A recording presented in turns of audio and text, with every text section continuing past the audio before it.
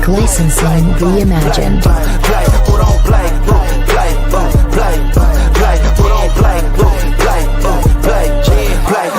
Long time coming, black on the bottom of my feet from running. Cataracts under my eyes from hustling. Going from buying and selling to customers. Run up the business, God is my witness. Turn up the sun up from Monday to Sunday. We maxing our limits. My mind running like Tom Cruise on an action movie. Moving the mission, they say that I'm tripping. I've been told I need a vacation. I'm finessing the visit. What is up, everybody? Welcome to DFS by the Numbers, and welcome to Stat Diggers for UFC Seattle. We have Israel Adesanya going against Joe Pyfer. Weezy, we have a 13 fight card here. Was going to be 12, but they went and they woke up Nico Price. They gave him some smelling salts. They woke him up after getting brutally knocked out, and they threw him onto this card. I think no more than a month later, or pretty close to a month later, after getting brutally piped on site. So 13 fights. And yeah, I think it's a really solid card on paper. And I think we got to enjoy it, Wheezy, because next week has to be the worst card of all time in the Apex. So we got to enjoy it this week. We got a good card ahead of us. Yeah, and it is a good one, actually. You know, there's we're going to Seattle. We got a lot of hometown fighters, like Vancouver fighters, Washington fighters on this card. So got guys like Ricky Simon, Terrence McKinney, Julian Juicy J. Rosa, Michael Chiesa, a lot of hometown fighters on this card. So there could be a little bit of a home field advantage for a couple of these fighters. And I really like this card from top to bottom. But I think the reason I like it so much is because yesterday I just finished up the stats for UFC Vegas 115 and sent those out to my customers. And boy, is it a brutal one, man. So let's enjoy this one because there are some high-level fighters and some high-level fights on this card to break down. Next week, I don't know about next week, man. Yeah, it's going to be brutal. I mean, Darius Flowers is making his return. Lando Venata is coming out of retirement to take him on. Haley Cohen versus Alice Pereira. We got the return of Trajan Gore. Guilherme Pat is on the card. Yeah, he is. Jose Henrique Peterson, that's who he's fighting. You know, I mean, there's a lot of debutants, and whenever I'm creating a stats package, Brady, the one thing that's for sure going to get to me, like to start swearing and get me really angry, is when somebody who hasn't fought in like 2.5 years but has like 10 UFC fights fights, and then I see Lando Venata, I'm like, you've got to be kidding me. This guy hasn't fought in forever. It's been like 2 years, you know, and he's got a pretty decent amount of UFC fights that now I have to go back into my database, get all the stats for. It was a pain in the ass, but anyway, this card that we're talking about tonight, though, Brady, really good. I'm looking forward to breaking it down with you and seeing if we're of like minds or if we're going up against each other on any of these fights, because there's some interesting stylistic matchups here. Yep, for sure. Before we get into, if you guys could like the video, subscribe to the channel. If you guys are watching on X, hit the repost. It'd be much appreciated. I think I got to manually tweet out the show in a second, so they haven't fixed it yet. It is what it is. Let's hit up the chat real quick. Here we got Daniel Forrest in the building. Mario Pinto, even though he won, he needs all the help. I guess nobody told him about the 25K finish bonuses. Minus 550 opening odds and minus 900 by fight time.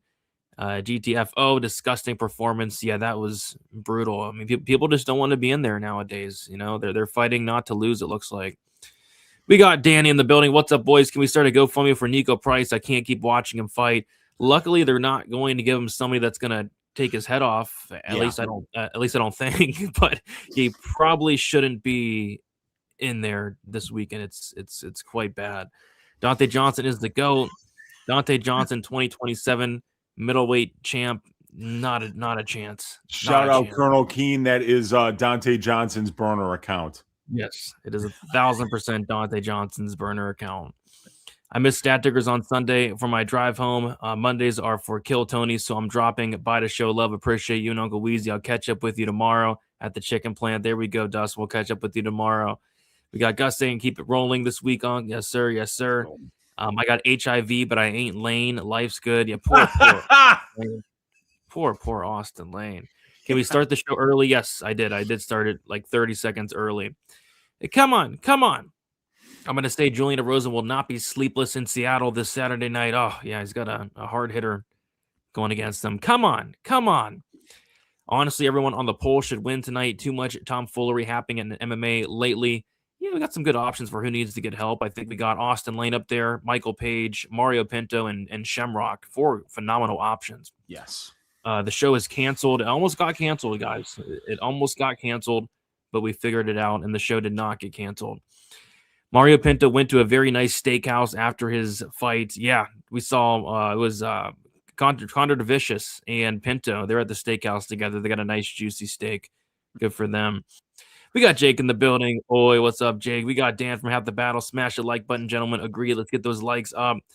Who cashed the juicy Pinto Montes decision parlay? They came out to like plus 3,500. Wow. Absolutely. Just ridiculous.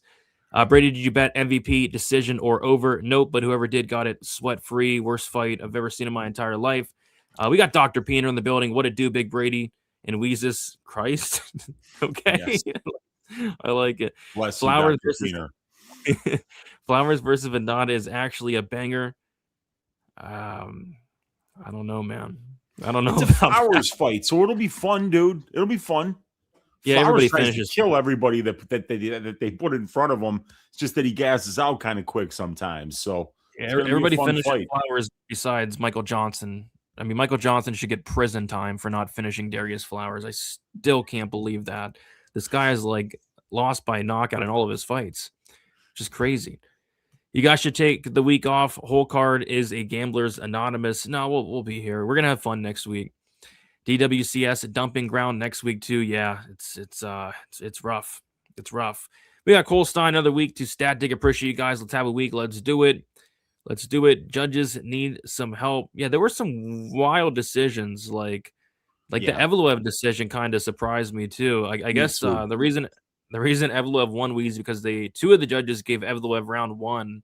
Yeah, which it was a close round. Don't get me wrong, but like Murphy outlanded him, I think, like 13-7. So I thought they'd give it to the hometown guy, but just wild. Did not expect that. Sam Patterson looked great. Yeah, I mean, the feints were really beautiful. Good. I mean, like if you like watching feinting and footwork, you got an absolute masterclass from Patterson and Page. So great job for both of them. Yeah, I loved watching Patterson skirt on the outside for 15 minutes. That was beautiful. Austin Lane gets some help. What's up, fellas? We knew Austin Lane fights like 2 old people trying to fun, but Shamrock seems like he trains at the YMCA. Yeah, and that Shamrock performance was wild. Nico Price, TKO in front of Chiesa's home crowd incoming. Me and Weezer were talking about earlier. If I would laugh my ass off if Michael Chiesa got his first ever KO, which I think is like plus 800.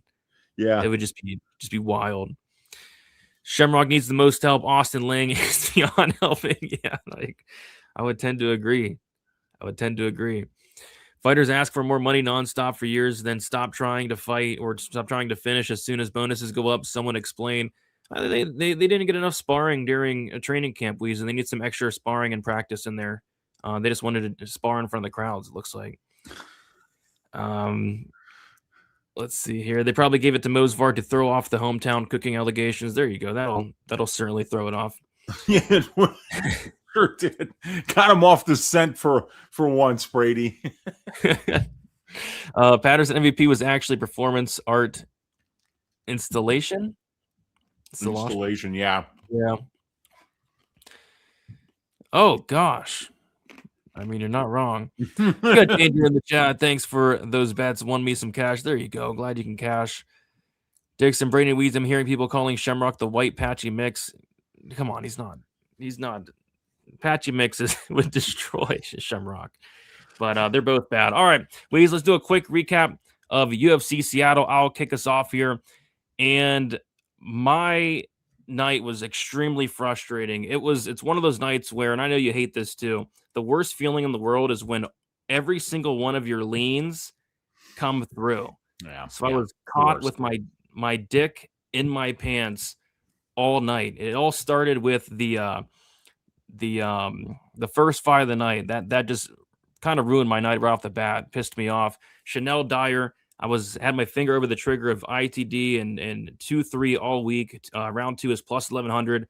I ended up staying off of it, and of course it comes through. What else? I had Nathaniel Wood decision only. Didn't pull the trigger there. I liked Mason Jones. Didn't pull the trigger there. I liked Christian Leroy Duncan by decision, and the fight goes to decision. Didn't pull the trigger there. I liked Luke Riley by decision. Didn't pull the trigger there. And then Mosver Evloev didn't pull the trigger there. So I kept it extremely light because London usually is not a great card for me. I typically do very bad on London cards. But it's literally like every one of my leans came through.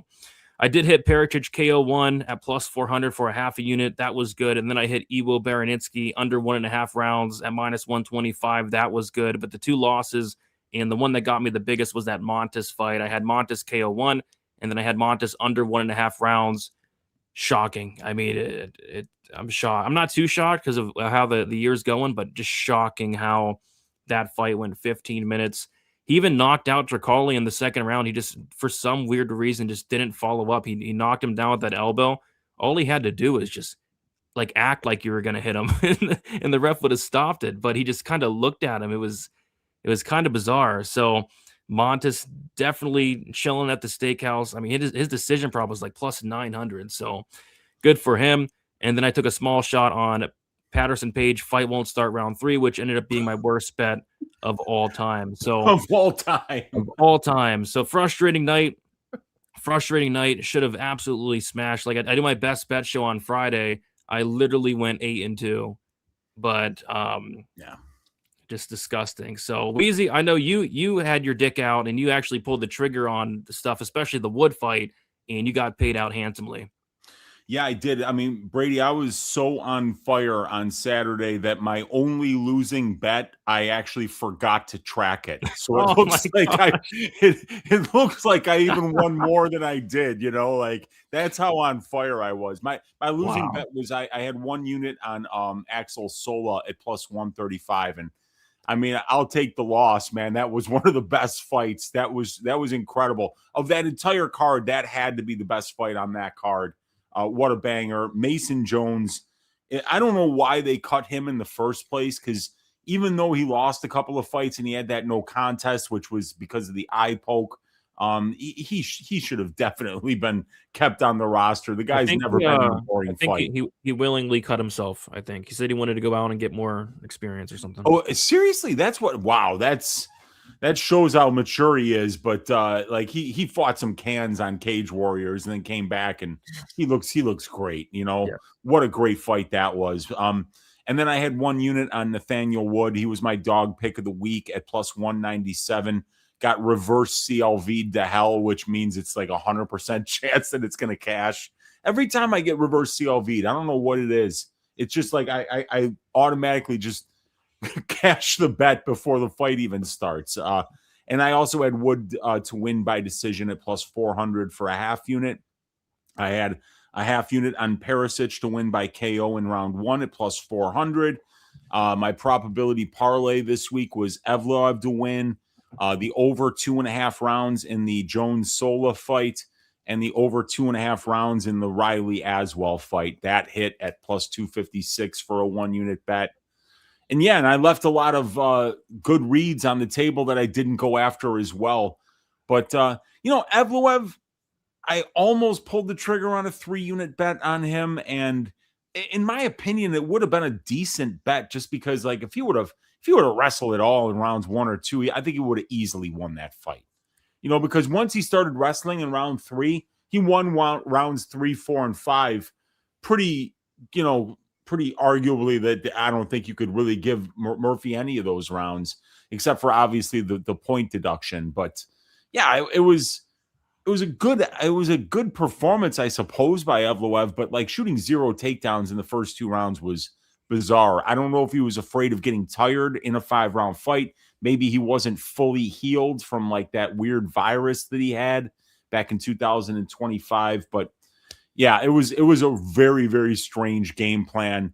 You know, I tweeted out after round 2, does anyone know if Evloev has a niece or nephew in the St. Louis area?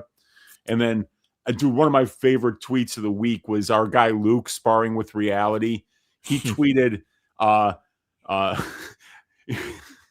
shoot takedowns or be Jamaican, Evloev. And it's this white Jamaican dude, you know, like, it made me laugh so, because like everybody uses this meme of the white Jamaican dude who, like, where you're like, whoa, wait, that dude's white, you know, like he sounds so Jamaican. But anyway, yeah, that was a hilarious tweet, and I couldn't believe that he wasn't shooting takedowns. It was like he was throwing the fight, but somehow he got that round one on 2 of the 3 judges' scorecards. I don't agree with that, but yeah, that's wild. That's wild. Yeah, it is wild. It is wild. It should have been a draw.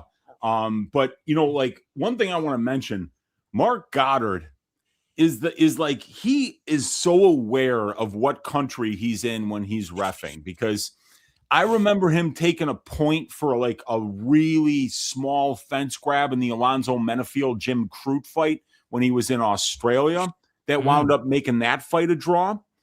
I remember when he was in Abu Dhabi and in one of Shara Magomedov's fight, like, he was grabbing the fence in the most egregious ways, and Goddard wasn't even warning him, knowing that he's in Abu Dhabi and you don't take points away from that guy.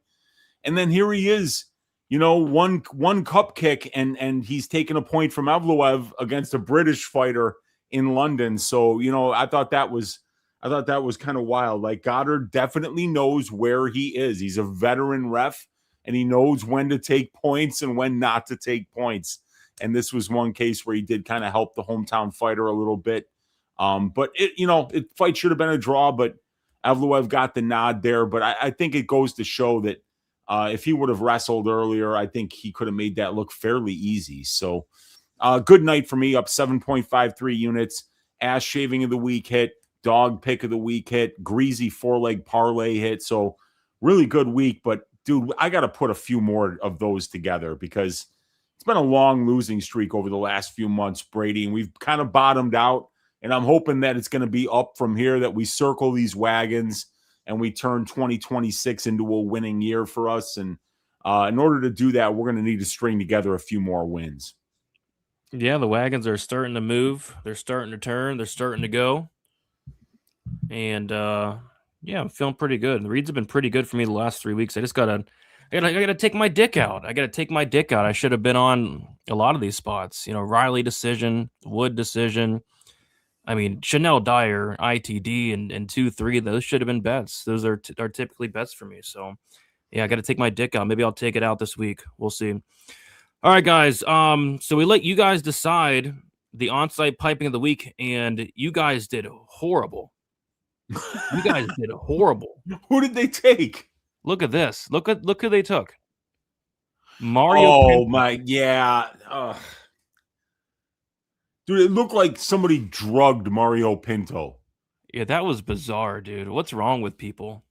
You're minus 1,000 and you go out there and go. He sleptwalked through that fight. Go life and death with Felipe Franco. I actually thought Franco was looking good in that fight. That was crazy.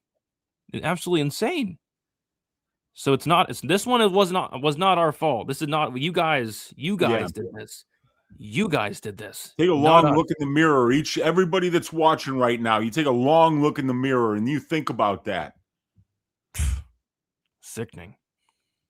I thought they were gonna take Iwo.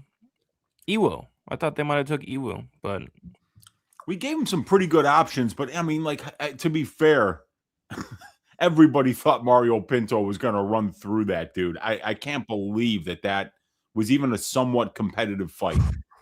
Just absolutely wild. And then the milking of the week, Mozavar Evloev to milk Murphy, and he did in rounds 4 and rounds 5. So we'll take it. Yeah, we'll take it. And the last 10 seconds of round 3 as well. Don't forget about that. Yes, he looked really good in those last 10 seconds of round 3. Apparently, like, Murphy hurt his hip or something, like tore something in his hip. Yeah, it didn't look good. It was definitely like a 5th round thing where it looked like he might have pulled a hamstring or something. He was clearly in a lot of pain after the fight was over. So, We'll count it. We'll give half credit for the milking. Yeah, it's definitely just one of those, because he milked him for half the fight. So half the fight. we want He gave him a chance to win. He gave him a sporting chance to win. He's like, son, I'm not going to shoot any takedowns in rounds 102, and then I'm going to get a point taken in round 4. So don't come to me if it doesn't go your way. Yes. So half credit for the Evloev pick, guys, and then we will give you absolutely no credit for the Mario Pinto pick. So we got to get back on track. Maybe we'll let you guys try again. But again, this was not our fault this time. We do not take any blame for this whatsoever. And then let's see who needs to get help. We got a lot of good options here. And really, it's not even, I thought it'd be closer than this. So 113 votes. Mario Pinto, last place, 17%. I don't know if I agree with that. I mean, Mario Pinto needs a ton of help. Michael Page, 19%. I don't know if I agree with that either. I think Michael Page needs a ton of help. Shamrock, 19%. Definitely needs a ton of help. But Weezy, the winner by far and away. Austin Lane at 45%. Austin Lane needs to get some help. He cut weight over the last several months, dropped like 40, 50 pounds only to fight for about 25 seconds. And that's probably the last we see of him. At least I hope. Yeah, and I mean, like, I think that's the thing when you're a mixed martial artist and everybody knows the same thing, like everybody knows that your chin is cooked, and then you go out there and you say, I've got an idea, whether it's Hermanson moving down to 170 to fight Oralby, or whether it's Austin Lane moving down to 205 to get a huge size advantage over this Polish fire hydrant that hits like a truck. And of course it ended that way. Of course it was going to end that way. But there were 3 fights that were supposed to end that way, and Iwo was the only one who did his damn job. Yeah. And it's just weird. Like, why aren't these guys showing urgency? Mantis had that dude out of there. That elbow nuked him. And he couldn't find the separation he needed to get the finish. It looked like he almost clinched up on purpose so that he could ride that thing to decision. And I've been saying it for a long time, Brady. When you pay these guys $10,000 to show up, they might, when they get a squash match, perform in a way that gets that where they can make some extra money. Yeah, and there's a fighter like that on this card, Weezy. I mean, imagine how much money Mansour Abdul-Malik has made on his over 1.5. I know. Career. Yeah, this guy's over 1.5 monster, Mansour. Like it looks like that dude's muscles could have a spasm in the middle of the night while he's sleeping and knock somebody out, and he just won't do it in the cage. He shows such a small amount of urgency. It's crazy. Zero urgency. It's crazy, but. All right, guys. And by the way, right now, if you guys go to, that's the wrong thing. Right now, if you guys go to Underdog Fantasy and use code DFSBTN, new customers will get $75 in bonus funds when you play with code DFSBTN. And we're still waiting for Uncle Weezy's story, guys. So if we can get one sign up tonight, Uncle Weezy will tell an incredible story. So sign up on Underdog with code DFSBTN. I'm sure you guys have friends. I'm sure you guys have family. It's available in 40 out of 50 states. So 1 sign-up equals an Uncle Weezy story. And then 2 sign-ups, Uncle Weezy told me he's taking a quarter unit shot on the hybrid Nico Price. Yes. Let's go. Dude, he's going to turn back the clock, Brady, and I'm thinking about making the bet already because we all know that Nico Price is a scrappy fighter, Brady, and he's actually the younger fighter here. Chiesa is retiring after this fight. And what the UFC brass did, they made a big mistake. They thought it was going to be an easy win for Chiesa, but Price is going to go out there swinging hammers looking for the KO. So let's get some sign-ups on the Underdog so that I can tell stories and make some money betting on Nico, the hybrid Price in the year 2026. Let's go. Let's go. I have the map pulled up here. I'm looking at Florida. It says Florida is eligible. So eligibility. Let's go. So there you go. There you go. It's only a quarter, maybe a tenth of a unit. The quarter unit's a little too far for Nico. Don't. It's brutal. If we get 300 likes, I think a full unit on Nico Price, it would be warranted. Yeah, man, and maybe even with 3 Underdog signups, it'll wind up being it'll wind up being because I'll take hits to my bankroll for Underdog signups, because I'm betting on a legend in Nico Price. He is Hammer fist knockouts, like from bottom position, like he could pull it off, man. I'm telling you. Yeah, he could. If Chiesa throws the fight. Nico Price turning back the clock to 2017 when he got club and sud by Luque via Darce. All right, guys, enough dicking around. It's time to get into these fights, and we're going to kick it off with the first fight on the card, and it is going to be Ricky Simón, hometown guy, going against Adrian Yanez. We got Ricky Simón, 33 years old, 5'6" with a 69-inch reach. Adrian Yanez, 32 years old, 5'7" with a 70-inch reach. We got Yanez 1 year younger, 1-inch height advantage, and a 1-inch reach advantage.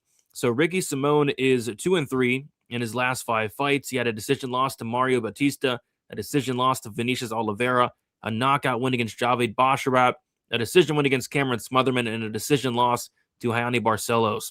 As far as Adrian Yanez, he is 2-3 in his last 5 fights. Knockout win against Tony Kelly, a knockout loss to Rob Font, a knockout loss to Jonathan Martinez, a knockout win against Vinicius Salvador, and then a decision loss to Daniel Marcos. So I think it's a very intriguing fight here, Uncle Weezy. Yeah. We have Ricky Simón, who, I don't know, has kind of slowed down a little bit in these last couple years, like has not looked incredible lately. The Vinicius Oliveira fight wasn't the best look, and then he lost Song Yadong and Mario Batista. No shame in those losses, but he didn't look great there. Didn't really look great in the Smotherman fight, to be honest. I thought that was a fight. He was like minus 500. He should go out there and dominate. Didn't really dominate that fight. And then he lost as a favorite to Hayani Barcelos. So I think Ricky Simón, although 33 years old, I think he has slowed down a little bit. But I think this is a matchup that's interesting stylistically, where I think he could go back to the wrestling roots a little bit. Adrian Yanez on paper has a pretty good takedown defense, but you look through his record, Weezy. I know you've touched on this a bunch with Yanez. He's literally never fought a wrestler or a grappler. It's all strikers, every single one of them. The last time he fought a wrestler was actually outside the UFC against Miles Johns. So this is going to be the very first time we've seen Adrian Yanez fight somebody that's actually going to try to take him down. So, Weezy, what are your thoughts on this matchup? One of the closer line fights on UFC Seattle this week. Yeah, Adrian Yanez, and this is something that you've been doing shows with me for years. You know that I've always bitched that the UFC was kind of trying to fast track this guy to the top 10. They really wanted to make a star out of him. And they were scraping the bottom of the barrel just to find anybody that would never shoot a takedown against this guy. And that was literally everybody that they matched him up against. And I've been saying it, since 2020, when are they going to put this guy in there against somebody that can wrestle? And now you're finally getting Ricky Simón, somebody that is going to look to wrestle and put a pace on you and make you grapple. But it's not like Simon's been the most incredible wrestler as of late. Even the Smotherman fight. Oh. Smotherman is a guy who's gotten blanketed on the regional scene by 125ers like Mando Gutierrez. So I thought that Simón was just going to have a lot more success against Smotherman in that fight, and it was a mediocre performance for somebody that was priced minus 550 in that fight. But Ricky is going to have a solid strength of schedule advantage here. He's been the one that's performed a little bit better overall in terms of return on investment, 13% return on investment for Ricky Simón over 16 UFC fights, while Adrian Yanez is a negative 10% return on investment. And he's kind of been a little bit overrated by the market. And both of these guys, are not really on good streaks. They both lost 3 out of their last 5 fights, but we're kind of seeing Adrian Yanez kind of being brought back down to earth. People realize that he's not going to be a top 10 fighter in this division, but he is a very solid striker. And if you kind of just stand in the middle of the cage with this guy and trade with him, you're going to give him his best chance to win. His distance striking numbers are solid. He's a high volume striker compared to Simón. but Simon's actually the more defensively responsible guy at 62% at distance compared to only 55% for Yanez. And Ricky's got power too. When we've seen him drop dudes, finish them with submissions, we've seen him flat out knock guys out. So we know that Ricky is a guy that he can catch you. And he can also mix in that wrestling to win minutes, averaging almost 4 takedowns per 15 minutes, winning 91% of the control time positions in his fights, and, controlling his opponents for over 30% of his UFC octagon time. So in my opinion, Ricky's just got more ways to win this fight. He's fought the better guys, Brady. He's beaten the better guys. He's got the grappling upside here with minute winning. And I think he's got just as much power on the feet as Yanez does. And he's a little bit more defensively responsible. But the longer this just stays in the middle of the cage, Yanez is going to be throwing more, landing more, and probably looking a little bit better than judges here. So, yeah, it just depends on how much success Ricky Simon's able to have with his wrestling, because we haven't seen Yanez have to really defend takedowns yet at this level. So it's going to be, a little bit a chance for us to gather some information on what this guy's takedown and grappling defense looks like at this level against a guy like Simon, who's got a ton of, UFC experience and a ton of UFC takedowns and control time. We're going to finally find out. We're going to finally find out what that takedown defense is like. Because like I said, literally all strikers for Yanez thus far. Simone opened up plus 135. He's currently minus 144. Adrian Yanez opened at minus 155, currently plus 124. The over-under set at 2.5 rounds. The over 2.5 minus 200. The under 2.5 is plus 174. So at 9 out of the 13 fights this week, Wheezy are favored to end inside the distance, which I find hilarious because fights are finishing at 38% thus far this year. So, my ass, we're getting 9 finishes this week. But I wouldn't mind a contrarian under here. I think it would be contrarian, right? Because both these guys can be knocked out. I mean, Yanez got knocked out by Rob Font, for God's sake. So, and then Simone's been knocked out by like Uriah Faber. So I could see like a contrarian under here. It's plus 174, but I think this fight does probably go to decision more often than not. Any thoughts on that under? It's a pretty big number. So my model loves that under, Brady, at plus 174. It's showing me that that's a 36.5% cost. That's the implied probability of that line. 40% of bantamweight fights finish under 2.5 rounds. And in these guys, 24 UFC fights between Simone and Yanez, you got 14 of those 24 have finished. I'm sorry, 12 of those 24 have finished under 2.5 rounds. That's 50%.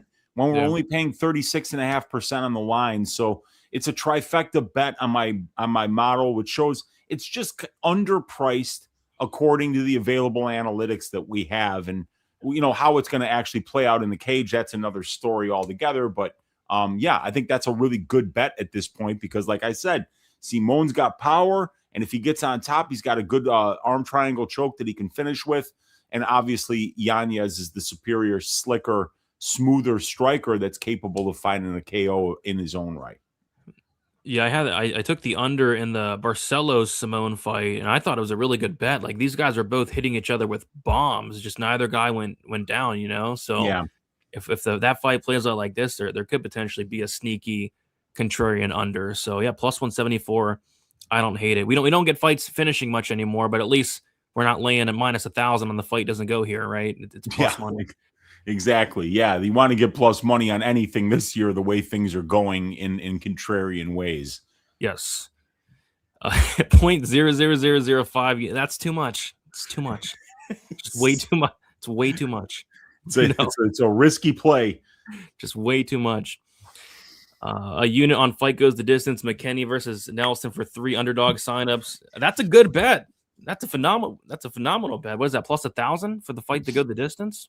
It's a juicy number, and this would be the year that would happen. That fight's soaring. McKinney's gonna show patience this week. It's gonna be awesome. That dude, if Murgliata's in the cage, don't even get me started. That thing might go a full 15. I rewatched that Kyle Nelson for Bola fight back and just got horrible flashbacks. Oh God. Like what? He stopped the fight with 3 or 4 seconds left. How can you How can you continue the fight, Danny Merg? Crazy.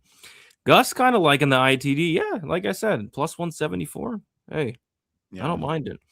We got Bob Collins with the $4.99. Appreciate you, Bob. He says, Uncle Weezy, when you pronounce names like Italians, I die, like Teresian Gore.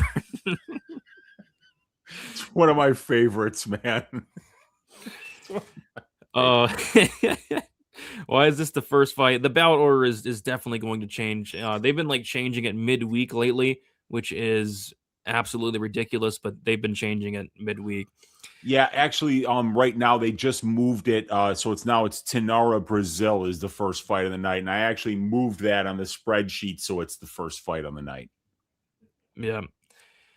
Ricky Simone is my pick. Yep. I'm leaning Ricky too. Not a ton of confidence in the guy, but I'm leaning Ricky. Which one of you guys is the one whose bets are tracked on BetMMA Tips? We both have been tracked on there for a while now. This could headline next week. It absolutely could. The fantasy apps are different in legal in Florida. Yeah, so Underdog is not a sports book.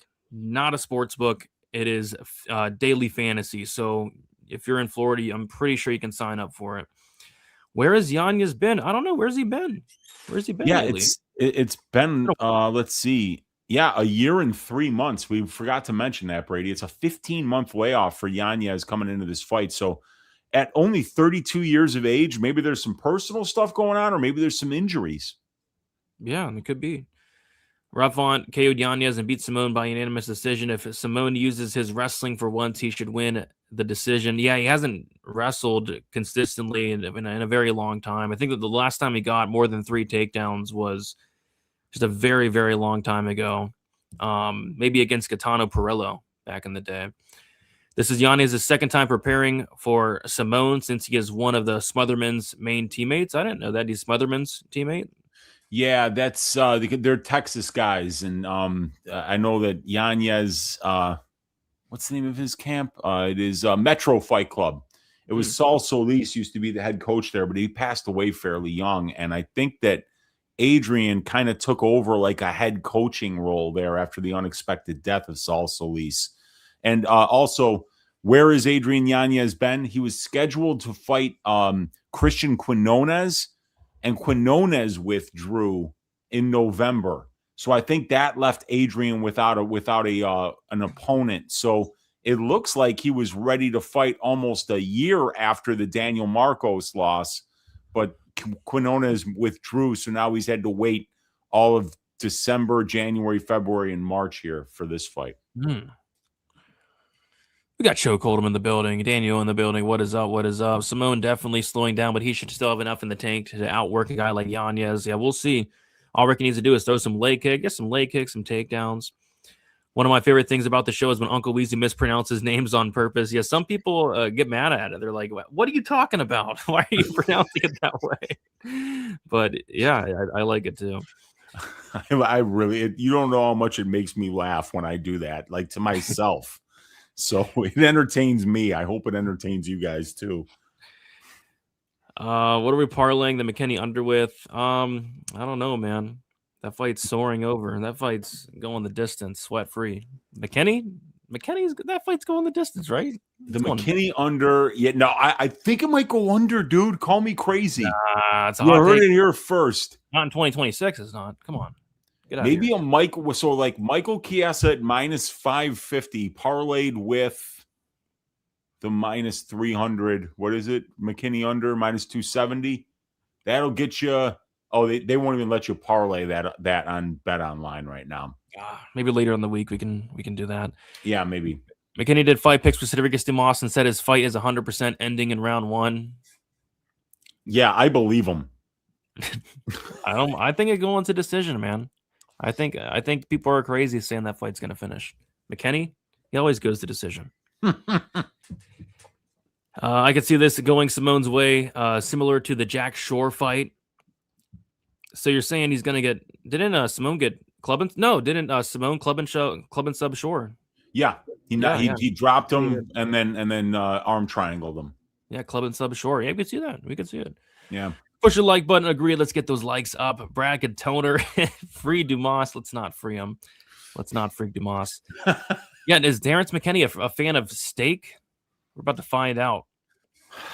We're about to find out in a little bit. All right, let's move on to the next fight. It's going to be a good one, Weezy. It is going to be Navajo Sterling going against Bruno Lopes. Actually, let's do the Fenara Brazil fight. All right, It's all the way at the back. You got to go the other way. Oh God. Yeah, I moved it. Yeah, I moved it. So there it is. Oh. Oh my God. All right, we'll do Alexa Thayanara going against Bruna Brazil. We got Thayanara, 30 years old, 5'4" with a 67-inch reach. Bruna Brazil, 32 years old, 5'6" with a 65-inch reach. We got Thayanara 2 years younger, 2-inch height disadvantage, and then a 2-inch reach advantage. Thayanara 5-0 in her last 5 fights. She made her debut against Molly McCann, won by first-round submission. She beat Loma Luke Bunmi by decision, had a decision win on the Contender Series as well. As far as Bruna Brazil, she is 2-3 in her last 5 fights.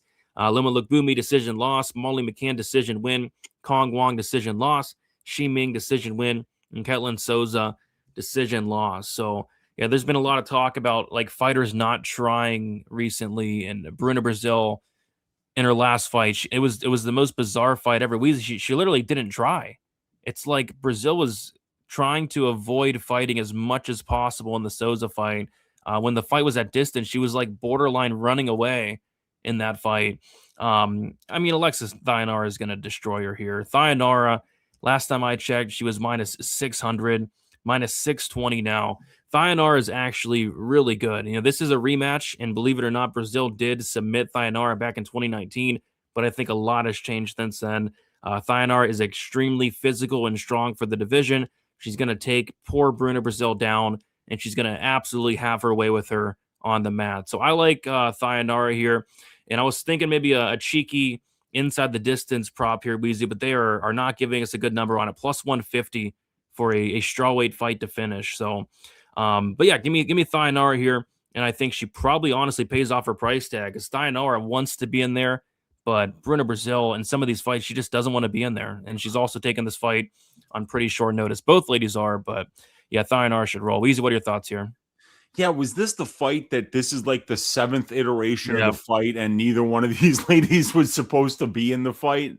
That's it. Yeah. Okay. So, yeah, they fought before many years ago, and I think, and obviously Bruna at that time had a lot more experience. She's been fighting professionally for 11 years, while Alexia has been fighting for 7. So when that fight might have been pretty close to being Alexia's like pro debut, I think.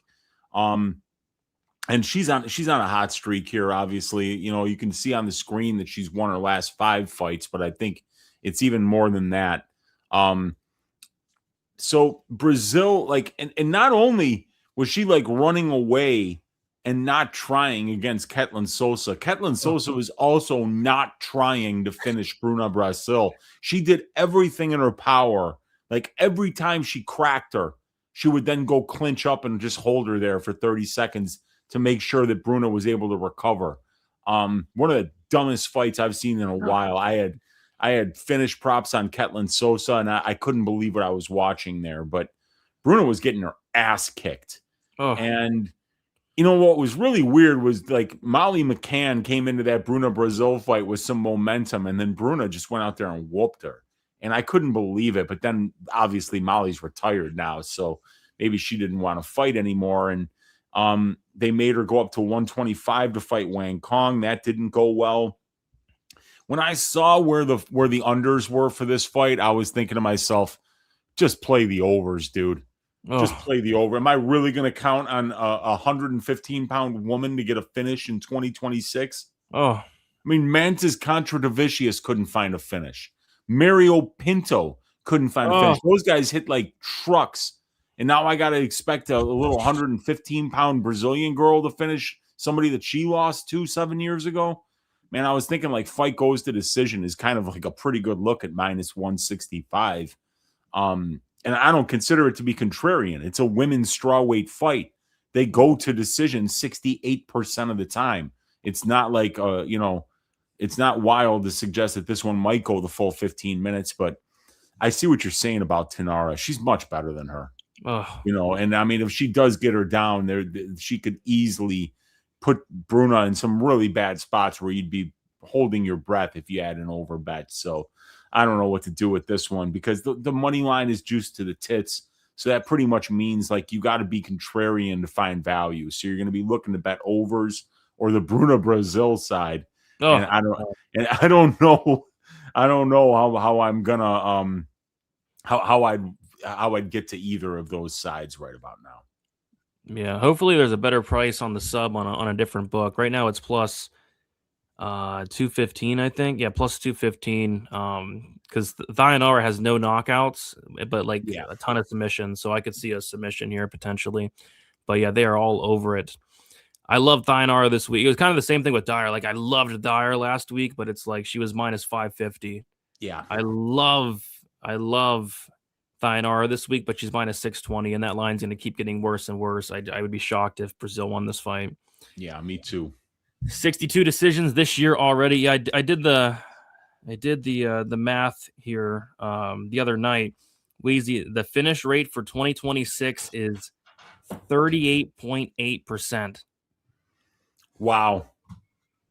Crazy. 38. While you're talking, I'm going to go bring up the finish rate in the UFC since 2013 in all fights. All right. UFC 324, 45% finish rate. 325, 54% finish rate. That was the most violent card of the year, that Australia card.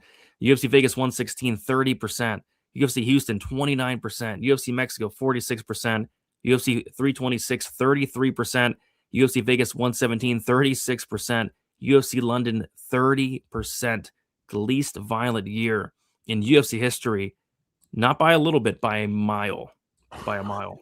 That is wild. And I mean, like, we're talking over in 3-round fights, you're talking about a 49% finish rate, right? And that's across all weight classes, including the women's weight classes. But for 5-round fights, it's 58%. So when you add those two up, it would be 364 plus 2851. And then it's 5813 plus 625. So yeah, 49.9. It's a 50% finish rate. You know, I mean, you can pretty much bank it that's the line. And what percent are we at this year? 38. That's a massive regression from the mean. That's probably more than one standard deviation, maybe even 1.5 to 2 standard deviations below the mean, even for a sample size this small. It's a big shortfall of finishes. Maybe we can get back on track this week in Seattle. We'll see. What's up, fellas? What's up, Snap? Death taxes and McKinney fights to go under 1.5. We'll see, man. We'll see. It's a hot take. But we'll see. Thionara will get her revenge. Yeah, she's going to get some revenge. Absolutely. The UFC probably threatened to cut Brazil if she didn't take the fight. Potentially. Yeah. 3 rounds with 5 total leg kicks and a clumsy head and arm throw. Sign me up. Sign Dr. Piener up. Bruna's going to run a marathon. But you can't run when you're on your back, though. You can't run when you're on your back is the problem with Bruna. But she's going to try. Brother Brady, can you make the sound for Bruna Brazil? Oh, and betting the under. Oh, God. Yeah, they're all over the violence props for this strawweight fight, for sure. For sure. 38.8. Oh, God. 39% finishes, but there's been a ton of over 1.5 round totals. Yeah, there was that Krylov Bukauskas fight finish in like the last second. That's right. Yeah. Over 1.5 and 2.5. Fighters became pussies. Oh, God. It's the gloves. I don't know what it is. Dude, this was so good. I blacked out and woke up to Stat Diggers just starting. There you go. Enjoy it. If you just blindly bet the overs in every fight, you would be well up this year. Being well up, that's an understatement. You'd be doing well. You'd be doing well. Can you crunch the submission numbers for us? Maybe next show. Maybe next show we got you. But yeah, the knockouts are definitely down. I'm assuming the submission numbers are probably down as well. All right. Here we go, Weezy. Your guy, Navajo Sterling, he's taken on Bruno Lopes. We got Navajo Sterling, 28 years old, 6'4", with a 79-inch reach. Bruno Lopes, 32 years old, 6'2" with a 74-inch reach. We got Lopes is going to be 4 years older. It's going to be Sterling with a 2-inch height advantage and a 5-inch reach advantage. We got Navajo Sterling, 5-0 in his last 5 fights, had a knockout win on the Contender Series against Philip Latu in the second round, and then it beat Tuco Tokas, Ivan Erslan, and Rodolfo Bellato all by decision. As far as Bruno Lopes, he is 3-2 in his last 5 fights, got knocked out by Brenson Ibero on the Contender Series. He got a knockout on the Contender Series in his next try. He beat Magomed Gadjilasila by decision, and then he lost to Dustin Jacoby by knockout as his next fight. So Weezy, I have been burnt to a crisp on Navajo Sterling knockout props thus far. Burnt to a crisp. I had Sterling KO 2-3 against Tuco Tokos. Did not come through. He's like minus 1,000 there in that fight. Takes him to decision. I had Navajo Sterling 2-3 KO and then Sterling KO in a parlay. It was like a 12-unit swing. All I needed was him to knock out Ivan Erslan. He does knock out Ivan Erslan in the third round. He actually does. The ref just doesn't stop the fight. And then I pull my hair out and scream as loud as I can. And then I had, I don't know if I had the knockout prop in Bellato, but I might have. I mean, that would make sense. And then he goes out there and takes him, and it takes him to decision. He actually shows off some wrestling, some grappling, some cage pushing as well. My hot take this week, Weezy, is I think Navajo Sterling finally gets his first KO, and that's going to bring me to the ass prop of the week. Yes. Every week, Weezy, I like to come on here and give the ass prop. You know, a couple weeks ago, it was Gregory Rodriguez by submission at plus 300. What do you mean? What do you mean Gregory Rodriguez by submissions plus 300? Well, Weezy, the ass prop of the week is going to be Navajo Sterling to win inside the distance at minus 275 and Sterling by KO at minus 175. What the hell? What the hell? What are we doing? Why are these numbers? You know, I get it. You know, he probably knocks out Bruno Lopes, but why do I have to lay minus 275 on him to knock out Bruno Lopes this week? So this is a big giant pass, but I think Sterling should roll here, and he should knock out Lopes. I mean, Lopes got knocked out by Ibero. Lopes got did the stanky leg off of a jab from Dustin Jacoby. Mm-hmm. This should be a coming out party for Navajo Sterling, but I can't in good faith just lay minus 275 on a Navajo Sterling prop. That has to be one of the worst lines I've ever seen in my entire life. I was shocked to see the over-under even set at 1.5 rounds. I mean, this is a Navajo Sterling fight. Yeah. He hasn't shown dick yet. He hasn't shown a lick of urgency. Why do I have to lay minus 275 on an inside the distance prop? Why is the fight doesn't go minus 400? What are we doing? We don't get finishes anymore. Why are we having to pay up for these finish props? So that is the ass prop of the week. Guys, you don't bet minus 275 for Sterling inside the distance. You might be smashing your TV when it's all said and done. But yeah, Sterling should roll. And I think he's like minus 600 now. Minus 600, minus 625. Navajo Sterling. What an absolute mess. Sometimes I feel like I'm just taking crazy pills. like the whole world has just lost their damn minds, and that I'm the only one with a functioning brain that's still happening here. It's like this guy didn't knock out Tuco Tacos. Oh God. He didn't get him out of there. You know, like he doesn't have urgency, and you're gonna make the inside the distance prop minus 275, and the decision prop is plus 450. Wow. All 3 of his wins come by decision. Like I think you just kind of got to hold your nose and bet that, because I was watching the tape on Lopes, right? And of course there's a path for him here. If he can get takedowns, get to dominant positions, he could finish with ground and pound, a submission. He could win minutes and bank rounds if he's able to successfully do that in 2 out of 3 rounds while avoiding the bonk or finding the finish. There's a path there for Bruno Lopes. Bruno Lopes by submission is plus 1,200. He's a Brazilian Jiu-Jitsu black belt, going up against a guy in Sterling who's been fighting professionally MMA for 3.5 years. So I just want to alert people to the fact that if Bruno Lopes is able to get takedowns here and get to dominant positions, the Navajo Sterling bettors are going to be holding their breath because Bruno can finish you down there. But man, Bruno is slow, dude. Oh, he's really, really slow. And I think that Navajo, just because he's such a unit for the division, the guy's a physical specimen for 205 pounds, that I think he might even be better in the clinch here. He's going to be far better at distance striking range, and he could potentially, keep this fight standing. And if he's able to do that and win the minutes in the clinch, I think he's going to probably pay off this price tag. Is he going to get a finish? I mean, if you are suicidal, I would not be betting on this guy to finish a fight, because that will be the one that puts you in the ground. Because if you bet on this guy to finish and he doesn't finish this guy, because Lopes does not have a good chin, you guys. So when you go and watch that Dustin Jacoby fight, Brady told me to go watch that, because I'm like, hey, Lopes is pretty good. He goes, yeah, go watch the Jacoby fight, dude, and come back to me. I'm like, all right, you win. He got it was like the blasted by a jab, dude. It was so bad.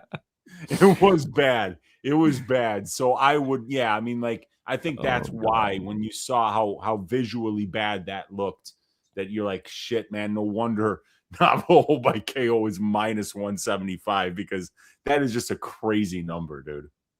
Yeah. I mean, I would bet the KO if it was plus money. Sure. Why not?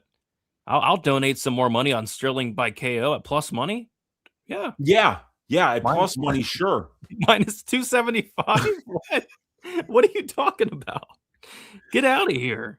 You're not mentally going to recover from that if he coasts to a decision or has another situation where he lets yet another guy off the hook after badly rocking him. I know. It's crazy, man. Absolutely crazy. All right. So bear with me here, okay? We're going to take Navajo Sterling, right? Okay. And we're going to parlay him up with Alexa Thayanara. Yeah. And that comes out to minus 289. What do you think? That's just a little bit under 75% implied. Okay, how about we add Michael Chiesa, and that comes out to minus 169 for a three-legger. What's Michael Chiesa's money line for a guy who's openly stated that he's going to retire after this fight? It's only minus 550. It's a nice discount. You just see these situations where it's just like you can't see a path for the underdog, and there's so many spots like that on this card. Yeah. Sterling by decision. Yeah, Sterling by decisions plus 450. It's a great number. Agreed. Sterling decision all day. Yeah. It's a giant number. Sterling the decisionator. Bruno has a baby chin. Sterling might actually get his first KO in the UFC. He should, but they're making you pay for that. I'm so sick of betting Sterling by KO, but I literally have to. Yeah, you would think he could knock out, Rodolfo Bellato, Tuco Tokos, and Ivan Erzlan. You would think he'd be able to do that, but no, not yet. Yeah, and I'm predicting it now, Brady. If he does not knock out this dude, he's going to get 100% of next week's Stat Diggers Who Needs Help vote. Maybe I'm not betting the KO. It'd be if I bet the KO, I need to be, taken away by the orderlies at minus 275. So but I won't be betting it. Over all day, it's 2020. It is 2026. They got to get with it, man. They got to get with it. It's 2026. Give me plus money on Sterling KO for the love of God. One of these days, we'll get Sterling and RoboCop on the same card. We're going to parlay Sterling KO and RoboCop sub. Oh, my goodness. Yeah. That would be great. And yeah, it is a big minus number for the Sterling KO prop. You can't make it up. You can't make it up. Oh, we got Jay in the building. What is up? I don't care if Bruce Lee is minus 1,000. I'm always taking the decision now. Yeah. Chiesa is minus 550 and not wide enough. Not wide enough. Thayanara decision, Sterling decision. Yeah, I think Thayanara decision's minus 125 and Sterling decision's plus 450. And yeah, the orderlies, they're coming. They're coming. All right. Let's move on to the next fight. And it is going to be a tricky one here. Casey O'Neill versus Gabriella. Do you call her Fernandes? Fernandes, yeah. Gabriela Fernandes. Yeah. That's a little bit of a tip of the cap to my guy Harry Carey that I grew up watching. Cubs games. He was the play-by-play guy for the Cubs, and he would brutally, absolutely destroy every Latin player's name and every Eastern European player's name. This guy butchered pronunciations with the best of them. So when you hear me doing that, most of the time it's because Harry Carey would make me laugh as a kid, destroying everybody's name. If you were Sanchez, he'd call you Sanchez. God. Fernandes was Hernandez. It was just hilarious, man. That's amazing. Yeah. Gabriela Fernandes versus Casey O'Neill. We got Casey O'Neill, 28 years old, 5'6" with a 69-inch reach. Fernandes, 32 years old, 5'6" with a 67.5-inch reach. O'Neill, 4 years younger, same height, and we got O'Neill with a 1.5-inch reach advantage. So Casey O'Neill is 3-2 in her last 5 fights, a knockout win against Antonina Shevchenko, a decision win against Roxanne Modafferi, decision loss to Jennifer Maia, a submission loss to Ariana Lipski, and then a decision win against Luana Santos. As far as Gabriela Fernandes goes, she is 3-2 in her last 5 fights. Decision loss to Jasmine Jasudavicius, decision loss to Teresa Bleda, decision win against Carly Judice, submission win against Kong Wong, and then a decision win against Julia Stoliarenko. So a tricky fight here, in my opinion. I mean, there's a lot of red flags on the Casey O'Neill side. She's been very inactive, these last couple years. Her last fight was like 2 or so years ago at this point. I think she had like an ACL injury at some point, and then I think she had like another injury. Somebody was saying she had another ACL injury. I'm not sure if that's true or not, but if so, like that's horrible. But she's been battling injuries regardless. She's been out for a while. And I actually like the style of O'Neill. I like that she's very aggressive. She's very high volume. She can mix in the takedowns, get on top. She's pretty nasty. But yeah, a lot of things that kind of scare me on the O'Neill side. And with Fernandes, I think she's pretty good. I think her striking's solid. She's very physical and very strong. And if she can keep this fight standing, she's going to be the better striker. The only thing that confuses me on the Fernandes side is her last fight against Julia Stoliarenko. I mean, she has a punching bag in front of her, Wheezy. And that fight was like weirdly competitive. The significant strike numbers were like basically even. So I'm not sure if like Fernandes had an off night or she overestimated or underestimated Stoliarenko, but I thought that was a horrible performance there. So yeah, I picked Fernandes. I taped this one. I picked her when she was a dog. This line is flipped and kind of some steam coming in on Gabriela Fernandes. So with the unknowns on the O'Neill side, there's no way I can look her way, but I missed the plus money on Fernandes. I'm not sure I'm going to touch it at this point. Wheezy, what are your thoughts on this fight? Yeah, I kind of hope that the steam continues to come in on Fernandes. I think Fernandes is pretty good. I've always been impressed with her power and her kicks for this division. She can really hurt you if she lands, and she's got good size for the division. I mean, she's listed at 5'6". I said the same thing. Yeah, dude, like she's probably a couple inches taller than that. I think she's going to look a lot bigger than Casey O'Neill here. And she's a southpaw. You like that as well. She's got some decent choke games when she gets down to the ground. She can finish fights with submissions. So, but I don't think she's a very good minute winner, man. I'm not a big fan of her volume. I think she lets her opponents kind of outwork her while she looks for the big shot. That Wong Kong fight was a perfect example. She was getting killed in that fight. And then I could tell she landed one great clean shot, and that Wong took it well and, showed a pretty good poker face. But then Gabriela cracked her again and it was over.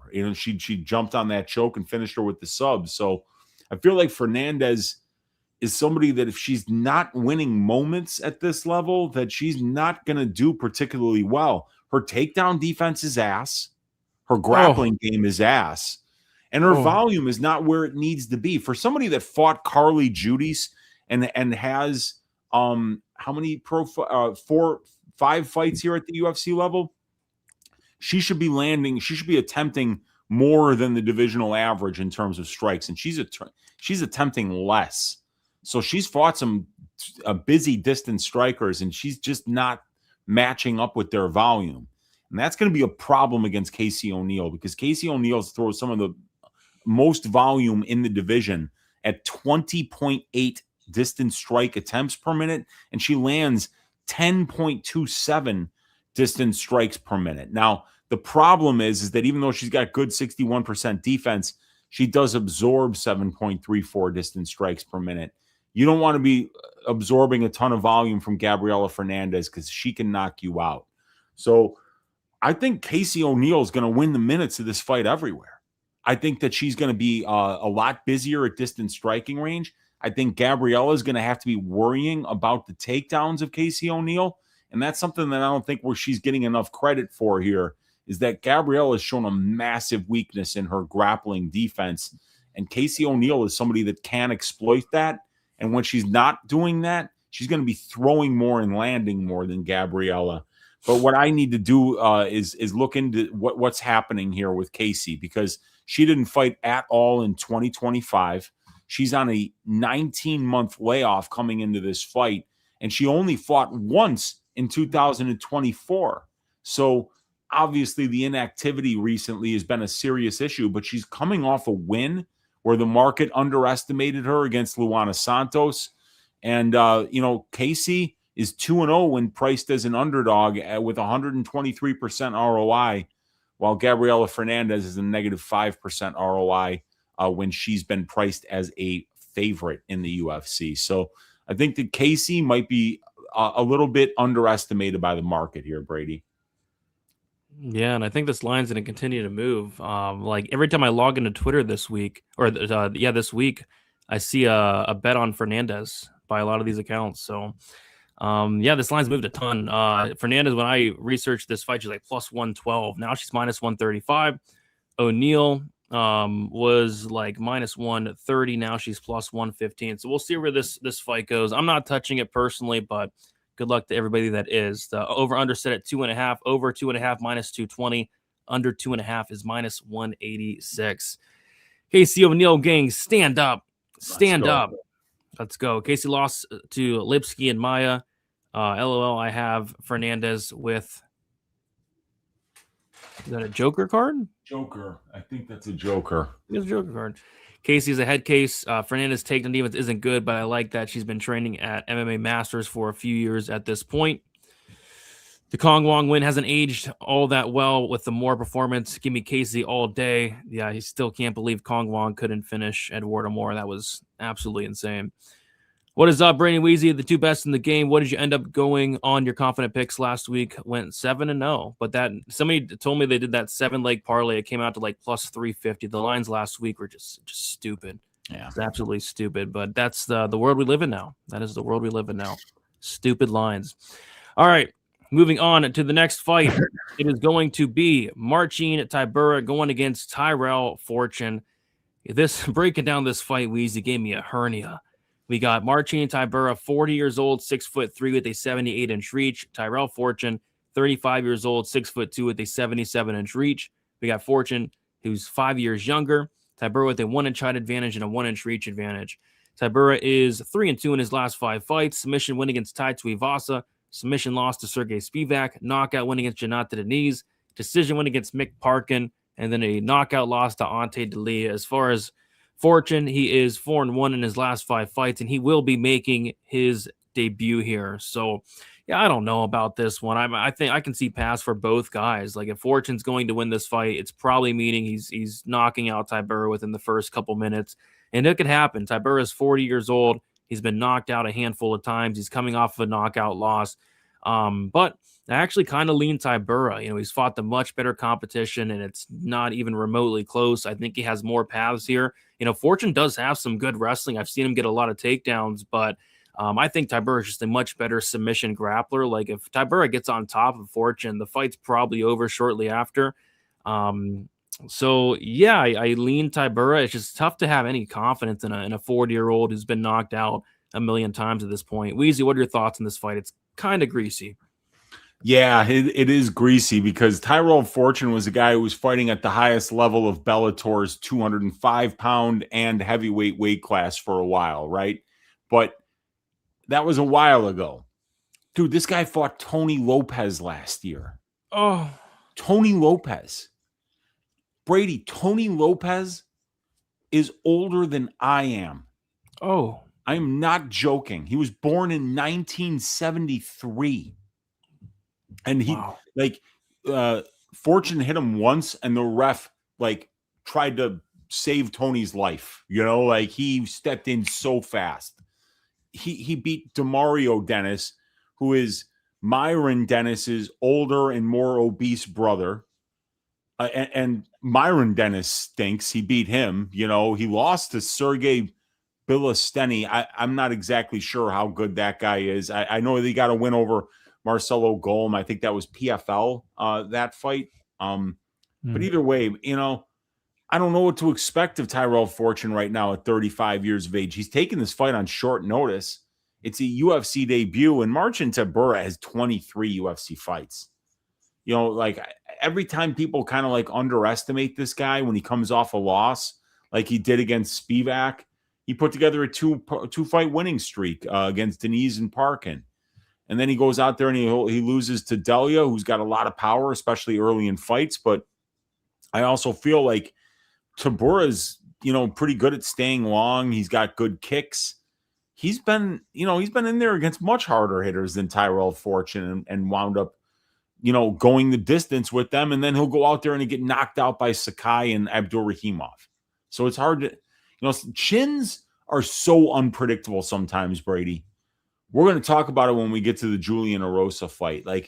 It's just so weird how chins are. You can touch a guy one time and he's dead. And then in the next fight, like for Marc-Andre Barrios against Oleksiejczuk, they can eat everything that comes their way. So I don't know. We'll see if Tybura's chin holds up. I think he's going to be a great bet because Tyrell might want to wrestle, but I mean, I wouldn't advise that against Tybura.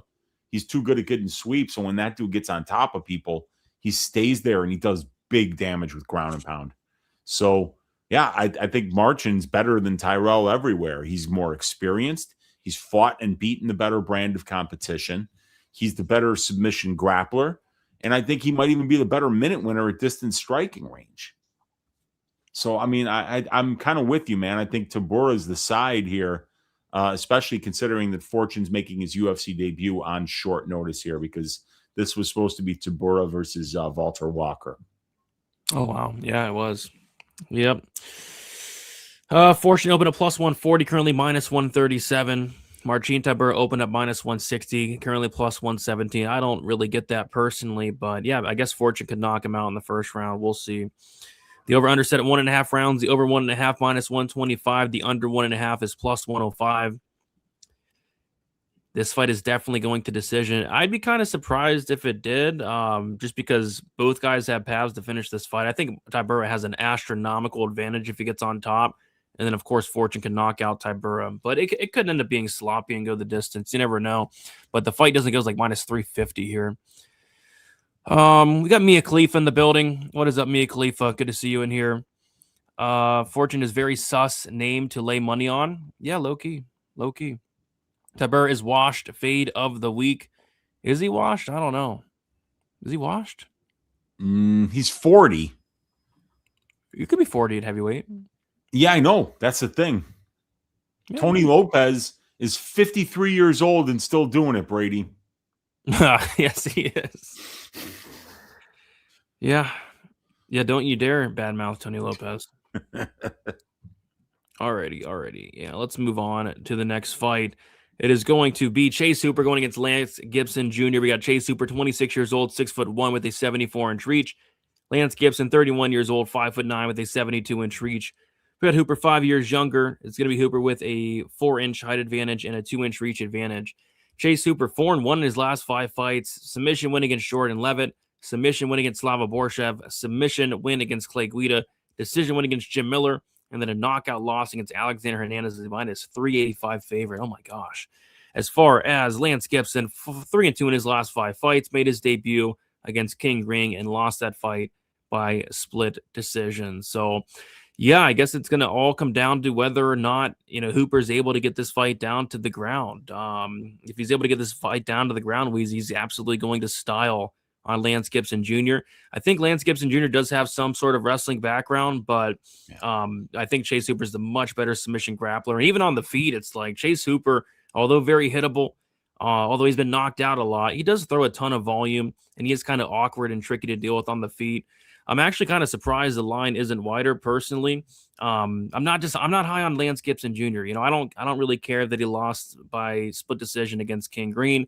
That really shouldn't have been a split to begin with. It was a clear Green win. I don't really know what round to even give Gibson, to be honest. But I lean Hooper here, but he did drop the ball as a massive favorite. I can't believe he was minus 385 against Alexander Hernandez. That's kind of crazy. Yeah, I remember because we went to that card, and I remember Dravi giving out Hernandez as a free bet that week at like plus 300 or something like that. And people were like calling him crazy, and I mean, of course he knocks him out in the first round, but that fight, Chase was doing all right. He got caught with 5 seconds left in the round. Yeah, he was actually doing all right, but we were kind of like sitting there in the place, me, you, and Avery, and we were like, dude, why is he not wrestling? What is he doing? It was really stupid. It was really stupid for Chase. But Chase is only 26 years old, and he learned a lesson. He learned a lesson there, like, hey, man, you're a grappler first. You can continue to work on your striking and improve that part of your game, but you're out there to win. And you're a grappler, and Hernandez is a guy that you can find good positions against potentially. So he fought a bad game plan there, but he was running through everybody before that. And I find it kind of interesting that the line is where it is, right? He was almost minus 400 against Hernandez. Oh, minus 800 against Jim Miller. Covered that line, by the way. He beat his ass. He covered a minus 1,400 line against Clay Guida. It just absolutely killed Clay. And then minus 109 against Borshov, destroyed Borshov. He looked minus 1,000 there. And then he subbed Jordan Levitt in round one as a minus 186 favorite. So coming off that loss, I kind of feel like there's some negative short-term recency bias because of that loss against Hernandez. But that was a 50-50 fight up until he got caught. He was striking competitively with a really good striker in Alexander Hernandez, a very dangerous striker too. So I think Hooper is getting a lot better. I mean, he's 5 years younger than this guy Gibson. He's 4 inches taller. He's got a 2-inch reach advantage. He's the southpaw. He's got all the grappling upside in this match. He wouldn't dare. I know that Gibson probably is the better wrestler, but he wouldn't dare take down Chase Hooper. That would be moronic if he did that. So it's going to be Chase that's going to be initiating the grappling exchanges of this fight. And with how aggressive he is with his BJJ, he doesn't even need a takedown. Dude could pull guard, and then he just starts working for a leg lock, and before you know it, he sweeps you, and then he's on top, and now you're defending 14 different submissions over the next 30 seconds. The guy is just ultra aggressive. I'm a big Chase Hooper fan. I think he's a parlay piece this week. I think he's going to run through Lance Gibson in his home state of Washington. Hey, yeah, we're kind of seeing it the same way. Hooper opened at minus 350, currently minus 245. Lance Gibson Jr. opened at plus 285, currently plus 210. The over-under set at 1.5 rounds. The over 1.5 minus 190. The under 1.5 is plus 165. Hooper's chin scares me. He got knocked out by Steve Garcia and Hernandez. So he has been knocked out twice now. Hooper just looks so chinnable on the feet every time. He does look chinnable. I'll give you that. He does. Levin and GRD game is wildly underrated. Chase all day. Yeah, he ran right through Jordan Levin. Crazy. Destroyed him. Yep. Destroyed him. All right. Let's move on to the next fight. It is going to be Ignacio Bahamondes going against Tofik Musayev. I'm kind of surprised this fight's on the prelims. Like, this is like one of the better fights in the card, I thought. It's kind of crazy. Really crazy. Yeah, for an up-and-coming fighter like Bahamondes and a guy who's got a bbig name coming from Bellator and Musayev, I'm surprised by it too. He's also risen champion. That's crazy. So, but yeah, one of the best fights in the card, in my opinion. We got Bahamondes, 28 years old, 6'3" with a 75-inch reach. Musayev is 36 years old, 5'10" with a 72-inch reach. We got Bahamondes 8 years younger. He's going to have a 5-inch height advantage and a 3-inch reach advantage. Bahamondes 3-2 in his last 5 fights. Decision loss against Ludovic Klein. knockout win against Christos Giagos, knockout win against Manuel Torres, submission win against Jalen Turner, and then a decision loss against Rafael Fiziev. As far as Musayev, he's 4-1 or 3-2 in his last 5 fights. He made his debut against my titty back Oral Boy. So yeah, really good fight here. I think on the feet, this is going to be absolute fireworks. I think these guys are going to absolutely swing dicks, but I just can't ignore the huge gaping hole in the game of Musayev, and that's going to be the grappling. This guy's been submitted like 4 or 5 times, and it's no shame at like getting submitted by my titty back Oral Boy, but he has been submitted like 4 more times before that. And Bahamondes has some very long arms, some very sneaky chokes that he could go to. He's minus 300 Bahamondes, which I don't know if I love that, because if I was fighting Musayev, I would want to like get him down to the ground and expose that ground game, and Bahamondes has not yet landed a takedown, but I think this would be the fight to do it. Like Bahamondes is training with guys like Bilal Muhammad. Why not get this fight down to the ground? And I think if he can, he runs right through this guy. But on the feet, it's going to be an absolute war. Could potentially be fight of the night even. What are your thoughts on this fight here? Yeah, I mean, I think that these guys, I think Bahamondes is better than Musayev everywhere, frankly. I mean, because even though Musayev really has power, I mean, this guy's got 18 wins by knockout as a professional, and that's out of 22 pro wins. So obviously Musayev is a guy that, you don't want to get hit clean by this guy. He can knock just about anybody out. But then again, Bahamondes has got a head like a goddamn cannonball. Oh. Like, you're not knocking that guy out. He's extremely durable, and he's got a ton of heart. So Musayev might be able to win some moments here, and we've seen people win moments against Ignacio on the feet. It's not impossible by any stretch of the imagination. But I think that Bahamondes is, he's 8 years younger than this guy. He's 5 inches taller. He's got he's a 3-inch reach advantage. This guy's been kickboxing since he was like 3 years old. I think he's the better striker. I think he's probably a lot better striker than Musayev, but it's the grappling here. Like if this fight does get into the grapples, into the scrambles, Bahamondes is going to be looking to snatch up subs, and he's going to be live to do exactly that. Musayev, in all 4 of his losses in 3-round fights, Brady, they've all been submission losses. Oh, it's just not his game. I mean, you can look at this guy's record, right? He's 18-1 to the knockout. He's 2-1 to the decision, and he's 2-4 to the sub. So it's very clear this guy's going to knock you out, and if he doesn't knock you out, he doesn't have a very good chance of winning. He's lost more fights than he's won when the fight hasn't ended in a knockout. So Bahamondes is going to be very difficult to knock out. Bahamondes is the much more dangerous submission grappler here. Bahamondes is the younger fighter, the taller fighter, the longer fighter, and the more technical striker. I like Ignacio here, but minus 300 coming off of a loss when this guy Musayev was only a plus 135 underdog against Mikey Oralby. Yeah, they're making you pay. They're making you really pay up for this, for a guy that's coming off of a loss. And it seems like Musayev, who is a market darling coming into that Azerbaijan home country fight for him, has lost a ton of respect from the market after getting ragdolled by a guy that you would expect him to be ragdolled by. So this could be a good buy low spot on Musayev. Think about it. Big line. He was only plus 135 against Oralby, and he came into that fight on a 1.5-year layoff too. So maybe now he's in a little bit better of a place potentially. But Ignacio's got all the career momentum, all the recency bias is a lot better on his side, getting wins over guys like Jalen Turner and Manny Torres, while Tafik Musayev is beating guys by the name of Koji Takeda, Akira Okada, and then Sydney Outlaw back in 2022 is a pretty good win. Yeah. Bahamondes actually opened at minus 200, and he moved to minus 300. Musayev opened at plus 175 and then moved to plus 250.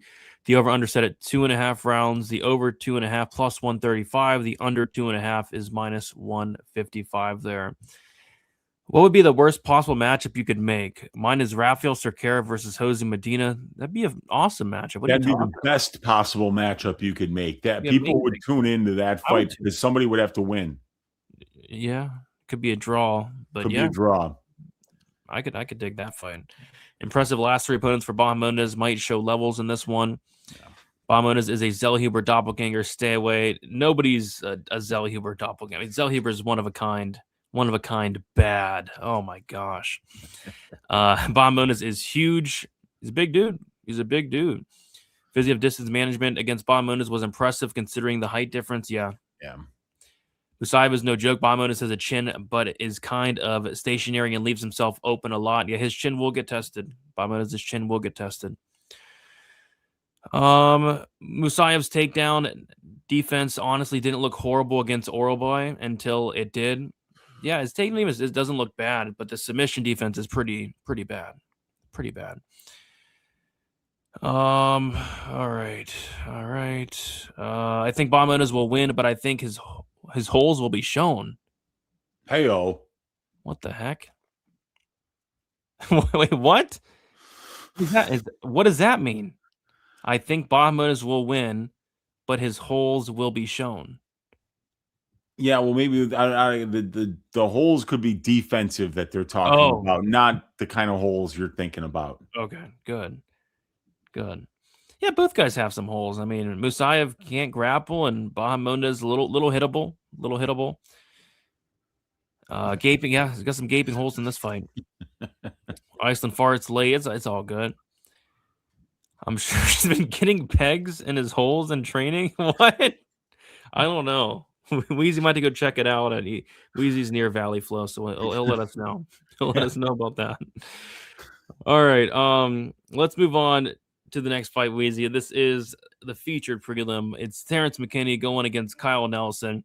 We got McKinney, 31 years old, 5'10" with a 73-inch reach. Kyle Nelson, 34 years old, 5'11" with a 71-inch reach. McKinney, 3 years younger. Nelson with a 1-inch height advantage and a 2-inch reach disadvantage. McKinney 3-2 in his last 5 fights. He knocked out Brandon Marat. He got knocked out by Esteban Ribovics. He knocked out Damir Hadzovic. He submitted Slava Borshev, and then he got submitted by Chris Duncan. All these came in round 1. As far as Kyle Nelson, he is 4-1 in his last 5 fights. He beat Blake Builder by decision, Fernando Padilla by decision. He knocked out Bill Algeo and got knocked out by Steve Garcia. And then he won by both first-round knockout and by decision against Matt Pavola in his last fight there, Weezy. So, yeah, great fight here. I mean, we know Terrence McKinney by now, Weezy. He's extremely patient in there. He's one of the most durable fighters in the UFC. He likes to take his time. It's interesting. Both these guys very durable. Both these guys hard to get out of there. Both these guys very patient. Why are we not smashing? Why are we not obliterating the over 1.5 rounds, Weezy, at plus 222? It's 2026. We don't get finished anymore. Why are we not hammering the fight goes to decision at plus 700? We don't get finishes anymore. Why is that not a hammer spot? Dude, I don't know, man. Like, if you look right now, these guys have got 10 combined losses at the UFC level, and only 9 of them were finishes. Exactly. They're durable, like I'm only saying. 9 of them were finishes. I mean, one of them was a decision. So, like, yeah, I mean, like, it seems like this fight probably goes to decision at a very high clip, Brady. I'd be shocked if it didn't go the distance, quite frankly. Yeah, with McKinney, just being like that, the complete lack of urgency that he has. Yeah. And then with a guy like Nelson, who just uses pillow fist, no urgency, I don't know, man. I don't know. I think we're betting overs here. Yeah, maybe ladder the overs, over half a round, over 1.5 rounds, over 2.5 rounds. The fight goes the distance. McKinney decision. I mean, these are all. I don't get these odds. Like, don't we realize that this is 2026 and fights like this go to decision every single time? Well, I mean, this is where we got to be contrarians, because I think the market's got this one wrong, Brady. These guys are very durable, and neither one of them could finish a glass of water. I mean, McKinney's probably one of the most patient fighters in UFC history, more patient than Michael Venom Page and Sam Patterson combined, even. Yeah. I mean, like, he made Mario Pinto look like he was fighting with his hair on fire yesterday.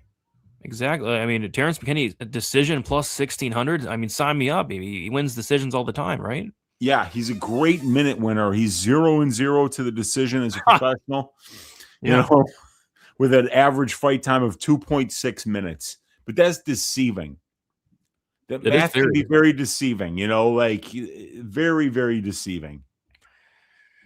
So yeah, I think I lean McKinney decision, to be honest. Yeah.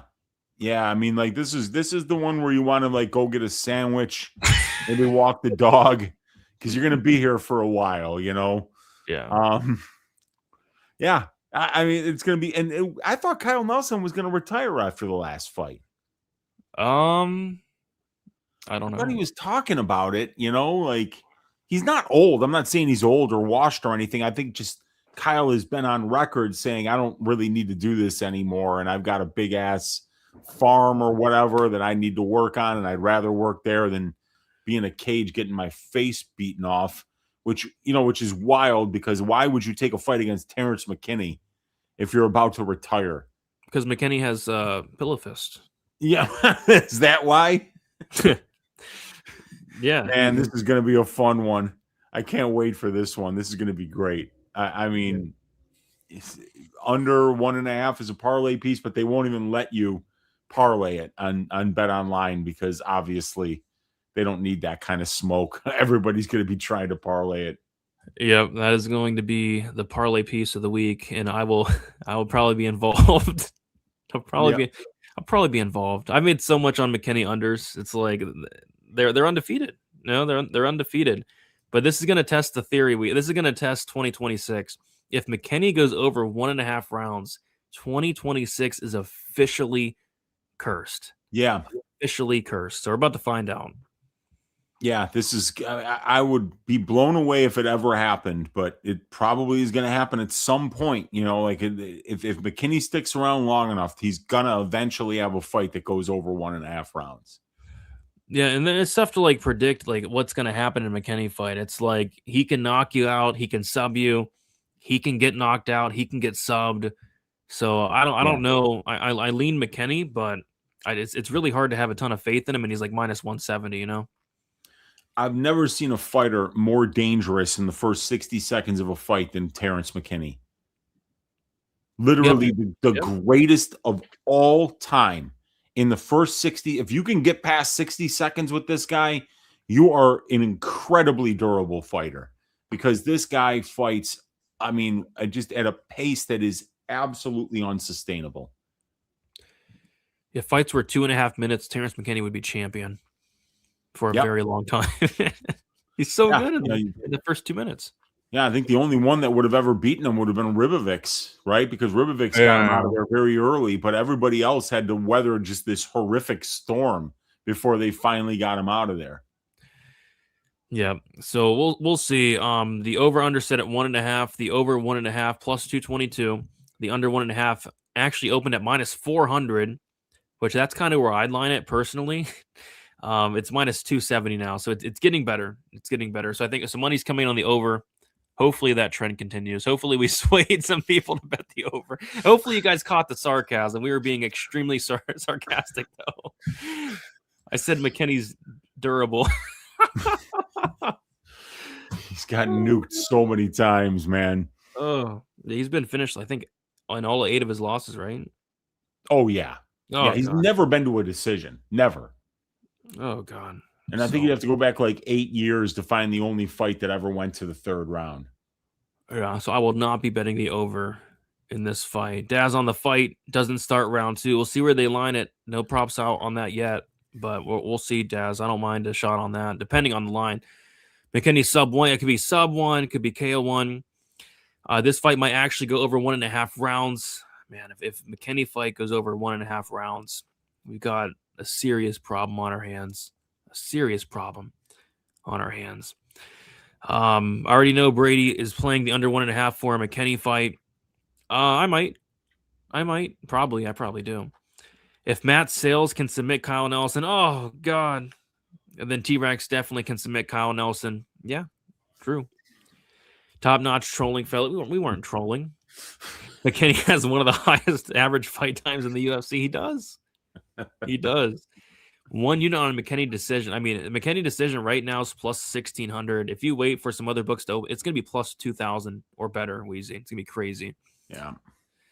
McKinney decision and Sterling decision because the UFC doesn't make sense. That'd be wild. McKinney, only fighter that will never go to decision. Yeah, hopefully McKinney doesn't show patience. He tried to show patience before and he still went under. Remember the Bonfim fight? Yeah. It's like McKinney's being very patient and he still got brutally knocked out under 1.5 rounds. It was crazy. And even after that fight, he said, "I'm never doing that again." He did. He was like, like people were trying to tell me I could wrestle and do this. He's like, "I am never doing that again." Yeah, as he shouldn't. He shouldn't be patient. I'm counting down the days until the DraftKings video is released. Let's go, Mike. I'm glad at least somebody enjoys it. How much fun was it cashing on T-Rex Duncan fight? This one could go the same. Yeah, I definitely had some type of under in that fight for sure. I always have. I think I've bet every single McKinney fight under. I actually got the McKinney Zion under at 2.5, Wheezy. You know, we're no longer getting 2.5s in McKinney fights, though. Yeah, that was. Remember when we used to get Na Liang fights under 2.5 too? Good times. Those are the days. Good times. Hey, Brady, you think Adesanya's chin is capable of winning a 15-minute decision, or is he cooked? Yeah, I think if his chin holds up, he could absolutely win a 25-minute decision, but his chin has got to hold up there. McKinney decision win or Grand Theft Auto, first one to happen? I guess Grand Theft Auto coming out first. It'd just be shocking if McKinney won a decision ever. Terrence, battle of attrition. He's one of the best at battling attrition. Yes, he is. That drags you into deep water. You got that right. All right, moving on to the next fight. We got Mansur Abdul-Malik going against Yursi Belgori. We got Abdul-Malik, 28 years old, 6'2", with a 79-inch reach. Belgori, 33 years old, 6'5", with a 79-inch reach. We got Mansur Abdul-Malik, 5 years younger. Belgori has a 3-inch height advantage and got the same reach there. Mansur Abdul-Malik is 4-0-1 draw in his last 5 fights. Had a knockout win against Wes Schultz round 2. KO1 against Dusko Todorovic. KO2 against Nick Klein. Had that draw against Cody Brundage. And then a first-round submission win against Antonio Tricoli. As far as Belgori, he is 4-1 in his last 5 fights. He fought on the Contender Series twice. Once against Marco Tullio. Lost that fight by decision. And then he went out there and got a knockout win, I believe in the 3rd round, in his next Contender Series fight. And then he made his debut against Azamat Bakov and won that fight by knockout as well. So I was joking about liking the over in the McKinney fight. I actually really like the over in the Mansur Abdul-Malik fight, Weezy, and that's because Mansur just doesn't do anything. Yeah. He doesn't do anything. It's like, I think this guy has all the potential in the world, but he goes out there and stares at his opponent for the most part. And I went really in depth into this fight. And one thing I noticed was, this guy's getting outlanded by everybody. Wes Schultz at distance outlanded Mansur Abdul-Malik 36-23. Wheezy, party time. Wes Schultz outlanded Mansur Abdul-Malik at distance 36-23. Yeah. Cody Brundage outlands Mansur at distance 29-18. Yep. 29-18. Mansur landed 14 distance strikes in the first 10 minutes of the Brundage fight. It's like, what are you doing, Mansur? Yeah, I know. Do something. Do something, Mansur. Like, what are you doing? And listen to this. Nick Klein. Blue collar Nick Klein. Yeah, I know. Outlands Mansur at distance 26-6. Didn't he hurt him bad? And he hurts him very badly. Almost finishes Mansur. Nick Klein, he's blue collar, but one of the worst to do it. I think, I don't know. I think for Mansur to win this fight, he's going to have to do something he's never done before, Weezy, and that's go out there and wrestle. And he can. He's a big, strong dude, but can he do it for 15 minutes without gassing out? I don't know. I really don't know. So this is an interesting matchup. But what I do like, though, is that over 1.5 rounds. I feel like that can look like sweat-free just because Mansur's not going to do anything the entire fight. So I like the over. I did like Belgori at a bigger plus money number, but this line has came in quite a bit.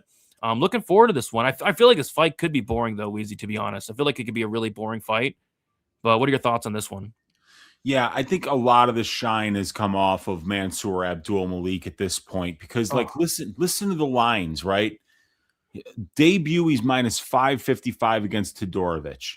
Next fight, he's minus 1,400 versus Nick Klein. Next fight, he's minus 1,000 versus Brundage. Next fight, he's minus 1,400 again versus Trocoli. So he fights four of the worst guys in the division. And frankly, looks like dog shit in each one of those wins, except for the Trocoli win, which he went out there and he finished it quickly with a guillotine. But the Brundage performance was terrible. The Nick Klein performance was terrible because Klein has 3 minutes of cardio. So Klein went out there and whooped his ass for 3 minutes and then gassed out. And then did Todorovic blow out his knee, or was that against Duncan? That was against Duncan. Okay. Mansour did get on top of him and knock him out. He did. Okay. Yeah. So maybe the Todorovic fight was the best performance, but yeah, man, the stats, they show it. To click the SP tab there. Mansour Abdul-Malik attempts 5.6 distance strikes per minute, Brady. Oh my gosh. That's almost half of the divisional average, right?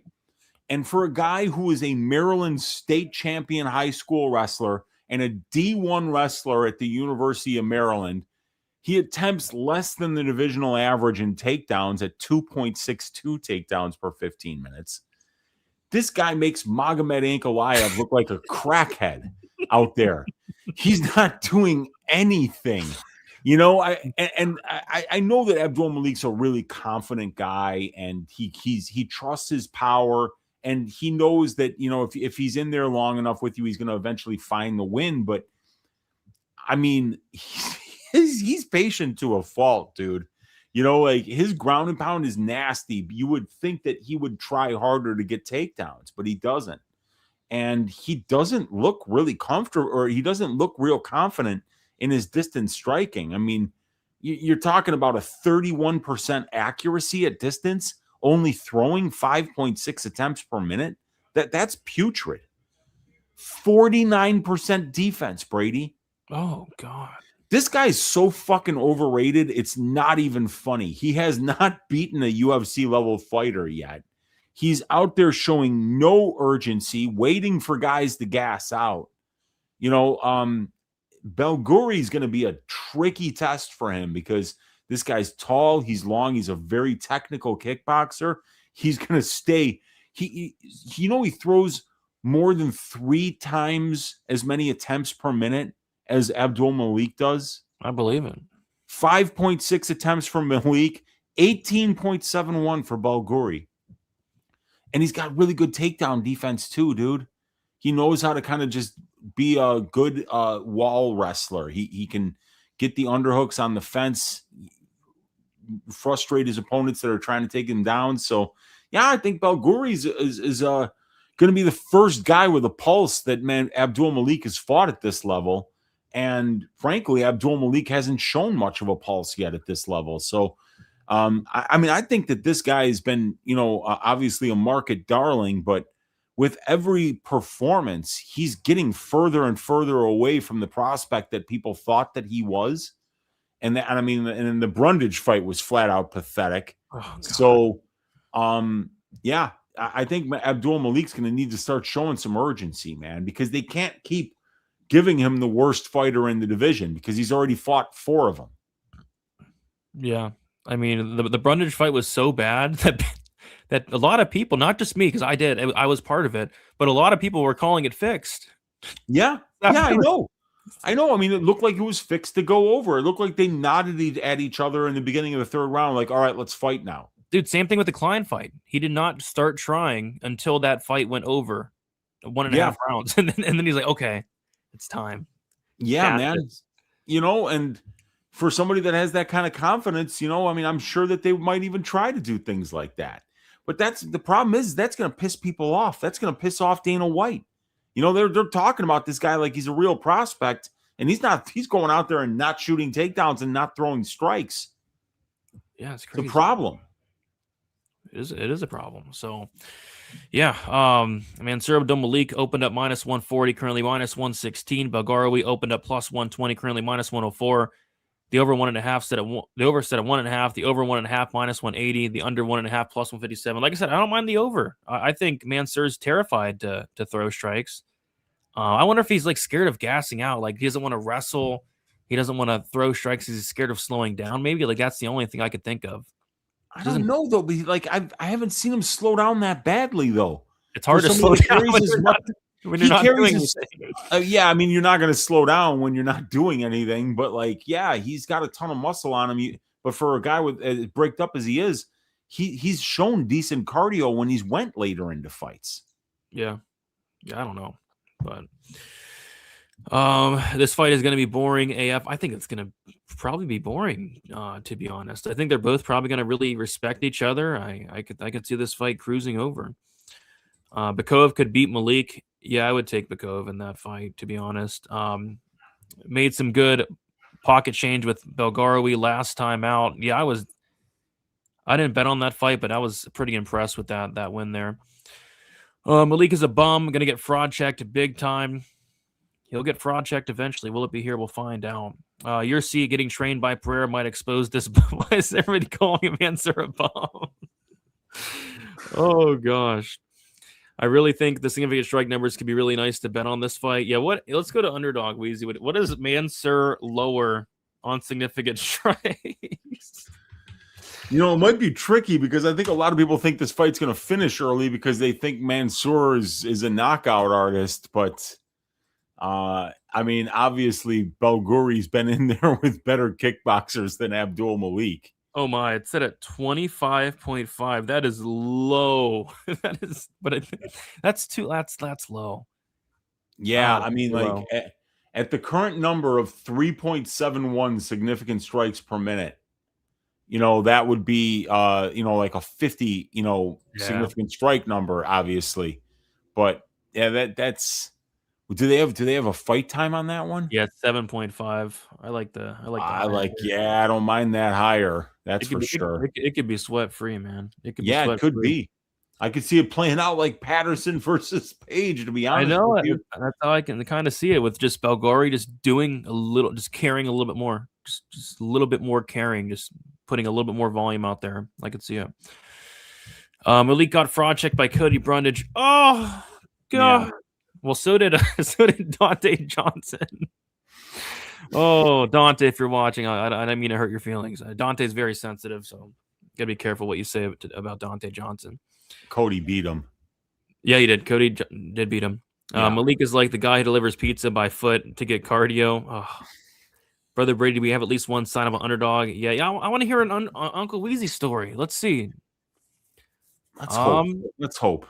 No sign up. Damn it. God. Damn it. Maybe during the main card somebody will sign up. We'll see. Yes, let's hope so. All right. Let's move on to the next fight. It is going to be an absolute banger. Julian Erosa going against Larian Douglas. We got Erosa, 36 years old, 6'1" with a 74-inch reach. Larian Douglas, 30 years old, 5'9" with a 72-inch reach. We got Douglas 6 years younger. Erosa with a 4-inch height advantage and a 2-inch reach advantage. Erosa is 3-2 in his last 5 fights. Got knocked out by Fernandes. That's a mistake, right? What's that? He got knocked out by that bum Fernando Padilla. He sure did. He sure did. Oh, and then Padilla got knocked out by Pillow Fist Woodson. I still can't believe that. Yeah, neither can I. Oh, wild sport that we bet on. How do you get? Oh God! Don't even get me started on Fernando Padilla right now. Anyway, submitted Ricardo Ramos. He beat Christian Rodriguez by submission. He knocked out Darren Elkins, and then he lost the decision to Mel Costa. As far as Larian Douglas, he's 5-0 in his last 5 fights, all 5 of those coming by knockout. And I see what the UFC is trying to do here, Weezy. They're taking one of the chinniest fighters in the UFC, probably pound for pound, second worst chin in the UFC, right up there with either Matt Schnell or Austin Lane. And they're giving him one of the hardest hitters in the division, and Larian Douglas. They're trying to get Douglas a knockout here.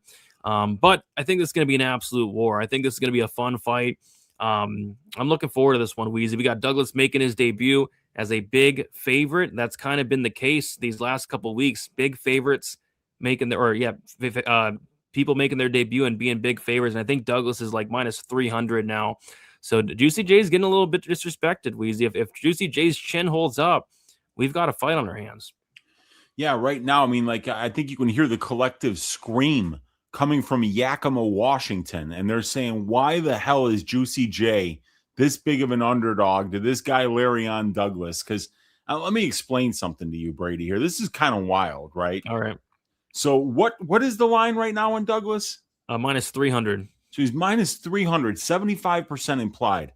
Here's what Larion Douglas was in his LFA fights against regional scene competition. He was plus 210 against Ivan Tenna. Oh. He was plus 130 against Nathan Garib. Oh. He was plus 145 against Javier Reyes. Mm. He was plus 150 against Elijah Jans, right? Mm. Then he goes on Dana White's Contender Series and he gets matched up against poor Cam Teague. Oh, God. And he dusts Cam Teague as a minus 650 favorite, right? Because everybody knew he was going to dust Cam Teague. Cam Teague, you know? I mean, like, of course Cam Teague went to the hospital, you know? Like, you and I would put him in the hospital, you know? Like, how did that guy get in the octagon twice, right? Well, like, now we're going to make him, you know, we're going to make him a minus 300 favorite against Erosa. The same Erosa who was only plus 145 to a guy who's like on a 6-fight winning streak in the UFC right now, and Melquizael Costa. You know, he was underdog against Christian Rodriguez, beat him. Underdog against Ricardo Ramos, beat him. And then he beats Darren Elkins easily as a minus 290 favorite, but yeah, he drops the ball as a minus 150 favorite against Padilla. And it just goes to show you how fickle a chin can be. Because Julian Erosa has been knocked out 7 times as a pro. And he went out there against Melquizael Costa, who's a phenomenal kickboxer. And he goes the full 3 rounds and eats everything that Melquizael has to offer. So, of course, what do I think? I think Melquizael Costa is never going to knock anybody out ever again in the UFC. And what does he go on to do? He knocks out Morgan Charrier in the next fight with a vicious head kick, a guy who had never been knocked out as a professional in 25 fights. And then in the very next fight, Costa goes out there and knocks out a guy in Dan Ige, who had never been finished as a professional and had been out there against some of the hardest hitters in the division. And he goes out there and he finishes that guy. So does Julian have a good, trustable chin all of a sudden? Or is this just a fucking weird sport that we bet on where there's ups and downs and sometimes things that aren't supposed to happen? I mean, and that's the thing. Like, it feels like people are just assuming that Larion Douglas is going to go out there and win this fight, but they didn't think he was going to beat Ivan Tenna. They didn't think he was going to beat Nathan Garib. They didn't think he was going to beat Javier Reyes. They didn't think he was going to beat Elijah Jans. Now, he beat all of those guys and knocked them all out. But, I mean, Julian Erosa has 17 UFC fights. The guys that he's fought have combined UFC records of 112 wins and 84 losses. You know, he's ranked 17 out of 83 in my strength to schedule rankings. This is a big step up in competition for Larion against the guy that's 4 inches taller, has a 2-inch reach advantage, a massive UFC experience advantage, a massive UFC strength to schedule advantage, a big-time pro experience advantage, and he's the better submission grappler as well.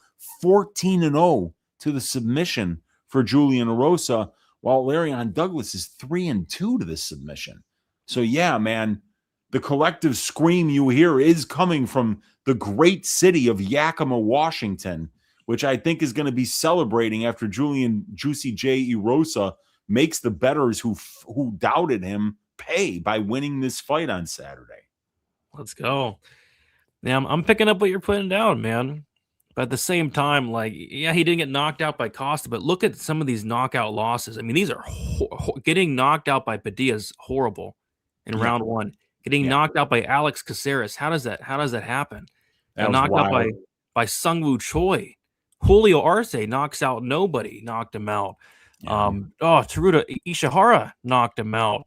And then Devontae Smith knocked him out. But Devontae Smith hits hard. We can forgive him for that. So, Yeah. And it's like I don't think Rose is durable at all, but I don't think Douglas is that durable, dude. Douglas has been finished 4 times. He's been Yep. knocked out twice. He's been submitted twice, I believe. So Yeah. I think this fight screams violence, but they are all over it and then some. Weezy, this is a featherweight fight. Have you ever in your days seen a featherweight fight?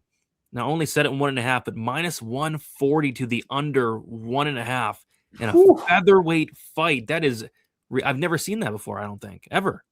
Yeah, that is maybe in a crazy. Weston Wilson fight.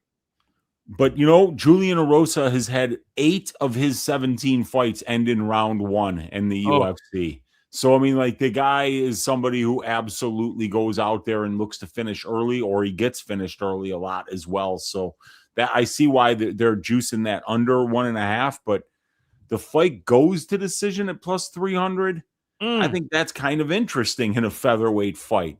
That's 29% cheaper than the divisional average, which is 54%. And Julian Erosa has been to the decision 5 different times in the UFC in 17 fights.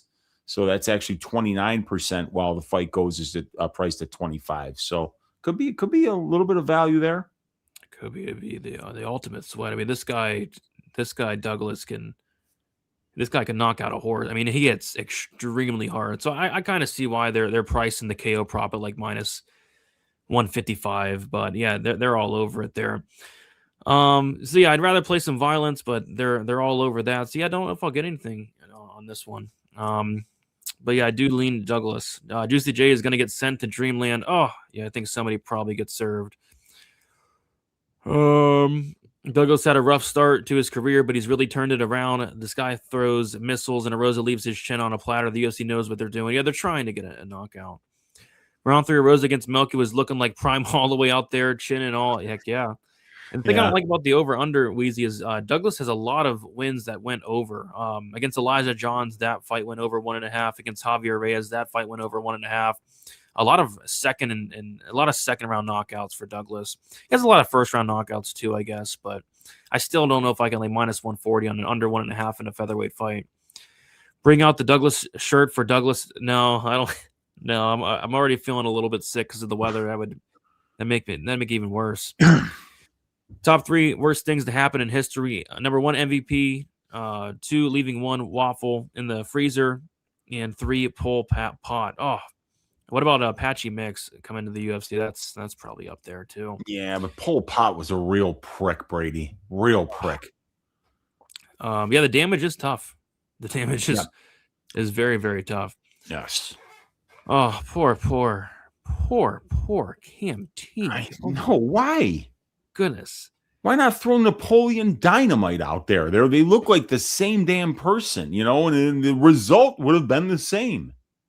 Yeah, I mean that's wild. All right, Weasel, let's get into the next fight. It is Michael Chiesa going against Nico Price. We got Michael Chiesa, 38 years old, 6'1" with a 75-inch reach. Nico Price, 36 years old, 6 foot with a 76-inch reach. We got Price 2 years younger. Chiesa with a 1-inch height advantage and a 1-inch reach disadvantage. Chiesa's 3-2 in his last 5 fights. Decision loss to Sean Brady. Submission loss to Kevin Holland. Submission win against Ferguson. Submission win against Griffin. And then a decision win against Court McGee. As far as Nico Price, he is 1-4 in his last 5 fights. Knockout loss to Robbie Lawler. Decision win against Alex Morono. Decision loss to Thema Garembo. Submission loss to Jacoby Smith. And a knockout loss to Nikolai Veretinikov. So, yeah, who sanctioned this fight? Whoever it did they not watch the Nikolai Veretinikov fight where Nico Price got piped on sight brutally in the first round? And that was a brutal knockout. It was one of those knockouts where, Veretinikov, had him against the cage. He knocked him out with the big shot, and then he woke him up with an elbow. And then he knocked him out again with another elbow. And then he woke him up again, and then he knocked him out again. And he didn't fall down, to his credit, but he did get knocked out brutally multiple times against Nikolai Veretinikov. And that was like a month ago. It's like, what are we doing here? Who's letting Nico Price back in the cage? It's kind of disgusting. I guess they're giving him Michael Chiesa, who has 0 knockout wins on his record, but still, in my opinion, Nico Price has looked really rough for a long time now. I was looking through Nico Price's record. I think he's like 2-8 in his last 10 fights. And even his last 2 wins, they were pretty awful fights. His last win came against Alex Morono. Like, that was one of the worst fights I've ever seen in my entire life. And then the other fight he had was against Cowboy Alex Oliveira, which was another pretty terrible fight. Like, I haven't been impressed with Nico Price since 2019 when he knocked out Tim Means and James Vick. Knocked out Randy Brown back in 2018. I think Nico Price has been on a decline for like 6 years. And he's only 36, but in fight years, Weezy, he's over 100 years old. Yeah. In fight years, Nico Price just passed 100 after the Veretinikov fight. So, yeah, Michael Chiesa, he's minus 550. I agree with it. I agree every bit of that line. Nico Price looks horrible. He looked awful against Thema Garimbo. Garimbo ragdolled him for 15 minutes. Jacoby Smith got his very first submission. Price looked awful on bottom against Jacoby Smith, got submitted with ease. Chiesa is probably going to run right through Nico Price in this matchup. So give me Michael Chiesa to get it done and get it done pretty easily. Like, this is a walk in the park. I'd be pretty surprised if Michael Chiesa screwed this one up, Weezy. What are your thoughts on this fight? Yeah, I mean, like, I just can't believe they're putting Nico Price in there. But, this is clearly Chiesa's retirement fight. He's a Washington kid. He wanted to retire in Seattle, and they gave him Carlston Harris. Carlston Harris had visa problems, so they wanted to find him a fight, a winnable fight for his retirement fight. And, there's no more winnable fight in this division right now than Nico Price. So this is what they're giving him to go out on. And Price looks awful. And, like, Chiesa's on a 3-fight win streak. He submitted the ghost of Tony Ferguson. He submitted the ghost of Max Griffin. And then he dragged the ghost of Court McGee to one of the worst decisions I've ever seen. But I actually thoroughly enjoyed it because I had a big bet on the over in that fight. And that fight was nowhere close to finishing at any point. So Chiesa is probably going to take Nico down and submit him probably. But, Nico's a decent grappler. So maybe this thing goes over. I mean, what do they got for the over-under here? The over-under is set at 1.5. The over 1.5 is minus 160. The under 1.5 is plus 140. Ugh, no thanks. This fight is, God help us. I can't do it. I will have a lot of money on this fight, Weezy. It's true. It's true. You really? You're bullshitting me. I swear I will. Were you betting the under or? I don't know yet. I don't know what I'm doing yet. Do you like Nico Price here, Brady? No, no. Quite the opposite, actually. Quite the opposite. I think Chiesa gets it done this week. So yeah, Chiesa opened up minus 500. When I saw that open, I was like, yep, makes sense. Currently minus 550. As far as Nico Price opened up 375, currently plus 420. I don't know who the heck sanctioned this fight and is allowing this to happen. It makes no sense to me. But yeah, Nico Price, 36 years old, and in fight years, he might be 150 now. I think he's 150 years old, Weezy. Yeah, in fight years, yeah, he's Methuselah. And I mean, Nikolai Veretinikov is one of the worst fighters on the roster, and he looked incredible against Nico Price. I mean, he looked like he was going to be a future champion out there the way that he put it on Nico Price. That's how bad Nico is right now. Yeah, it was bad, man. It was bad. BBC Brady, there we go. Mm-hmm. Would you guys want to live in Seattle in another life? I'm okay with that. I've been there. It's not bad. But I don't think I'd want to live there. The price is wrong. I don't know. I think it's might be minus 1,000. Chiesa might be. I don't know. I think it might be right. Nice layup for Chiesa's retirement fight here. UFC does well. Yeah, they're doing him a favor. They're doing him a favor. Oh my gosh, Morono Price was an awful fight. Awful fight. Poor Nico Price. We were watching the ghost of. I think Nico's been a ghost for a very long time. He's still haunting the octagon till this day. Nico Price. Fight starts round 3. It will be plus money there. Always dug Chiesa because it's hella weird to watch a giant lanky wrestler. Yeah, Brady, I'm warning you, Zellhuber will walk into a Bahamondes full body. Oh, he better not, man.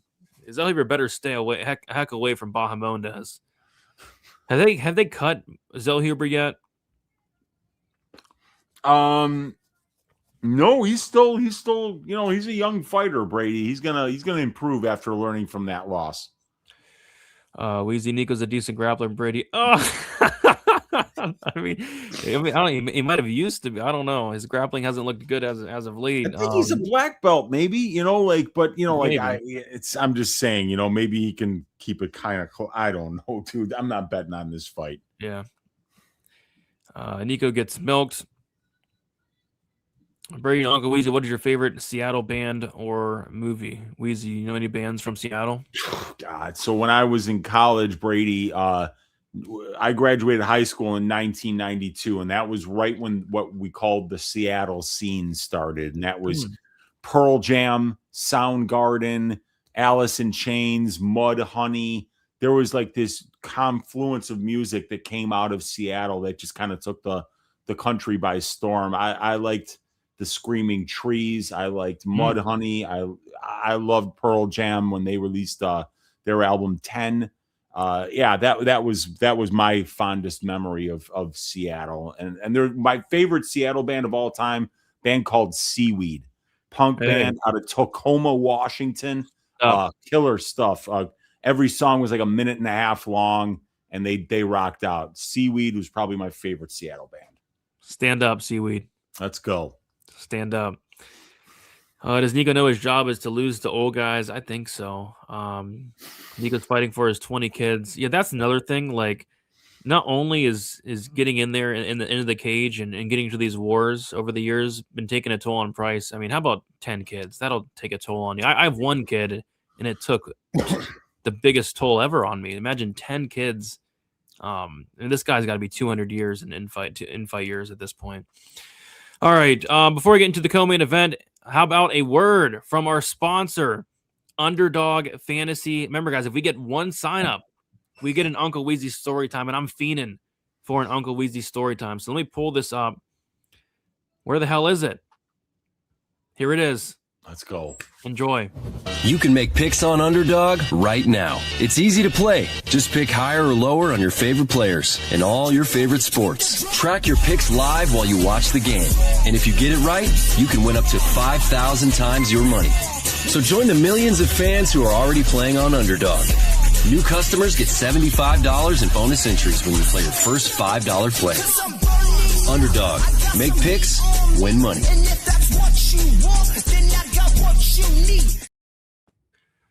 Sign up, for the love of God. It's free money, $75. Check it out. Use that code DFSBTN. It helps me, it helps Weezy.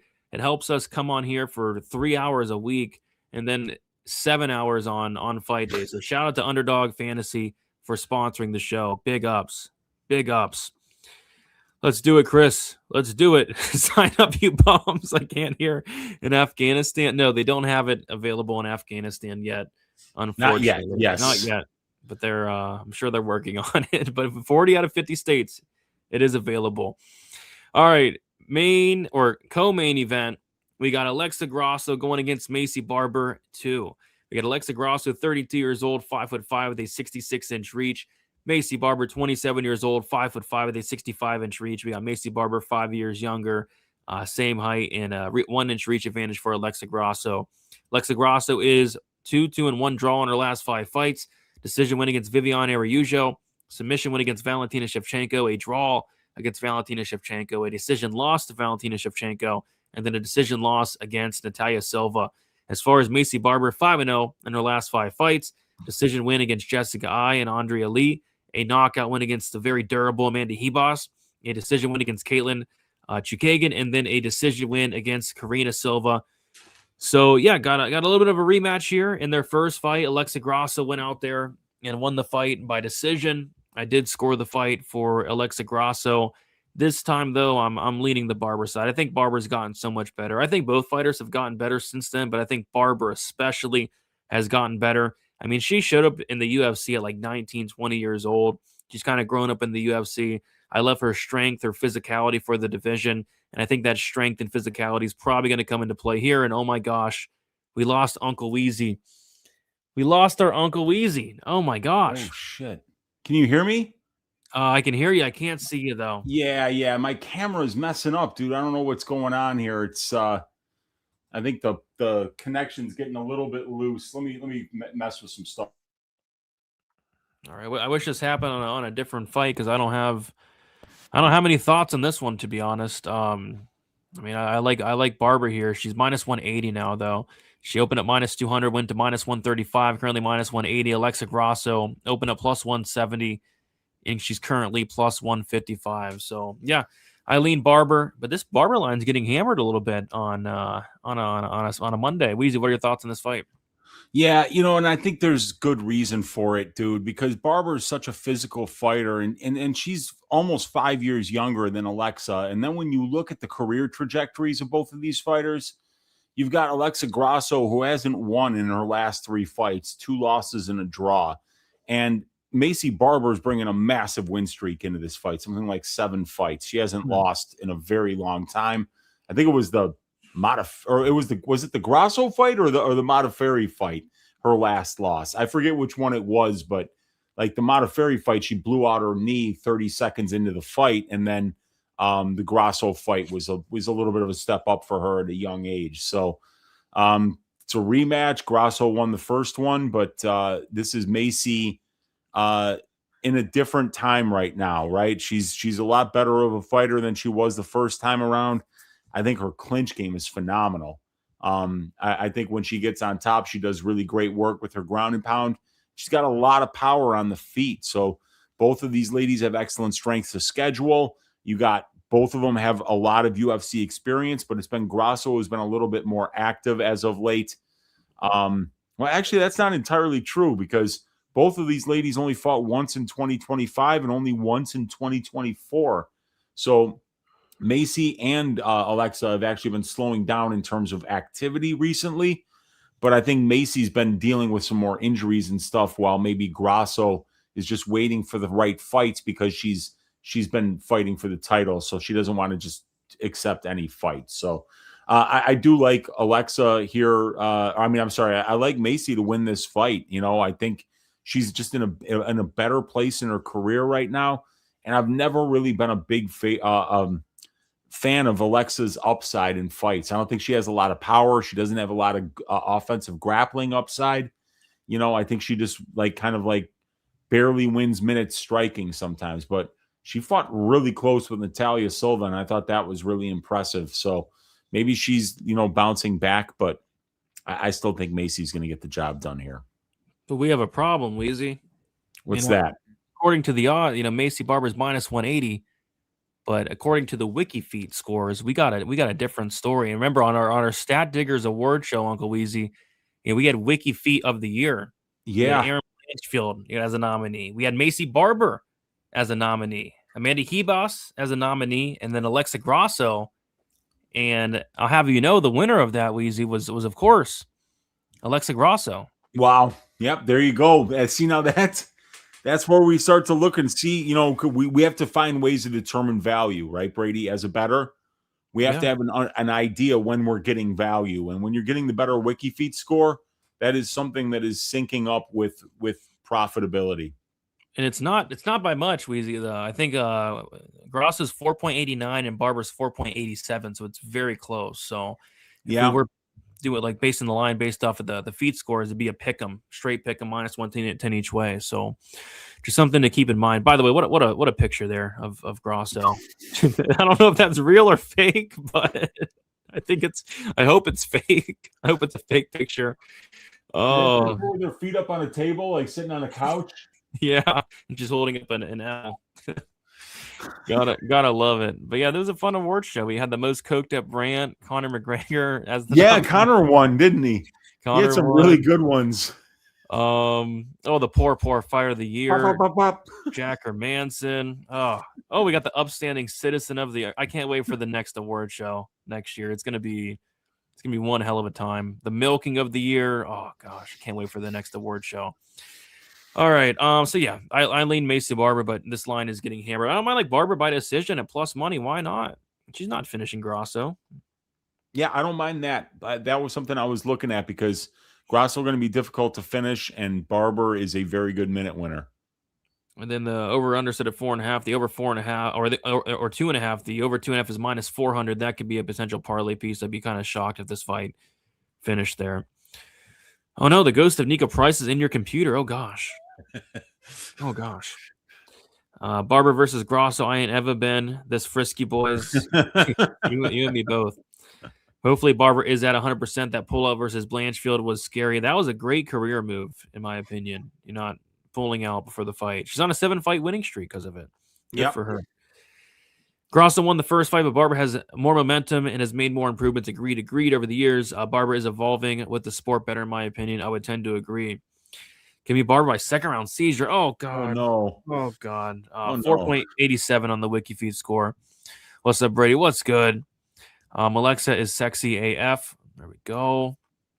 D liking it. D like it. Barber by decision. She's going to trim Graasso's UFC record. There we go.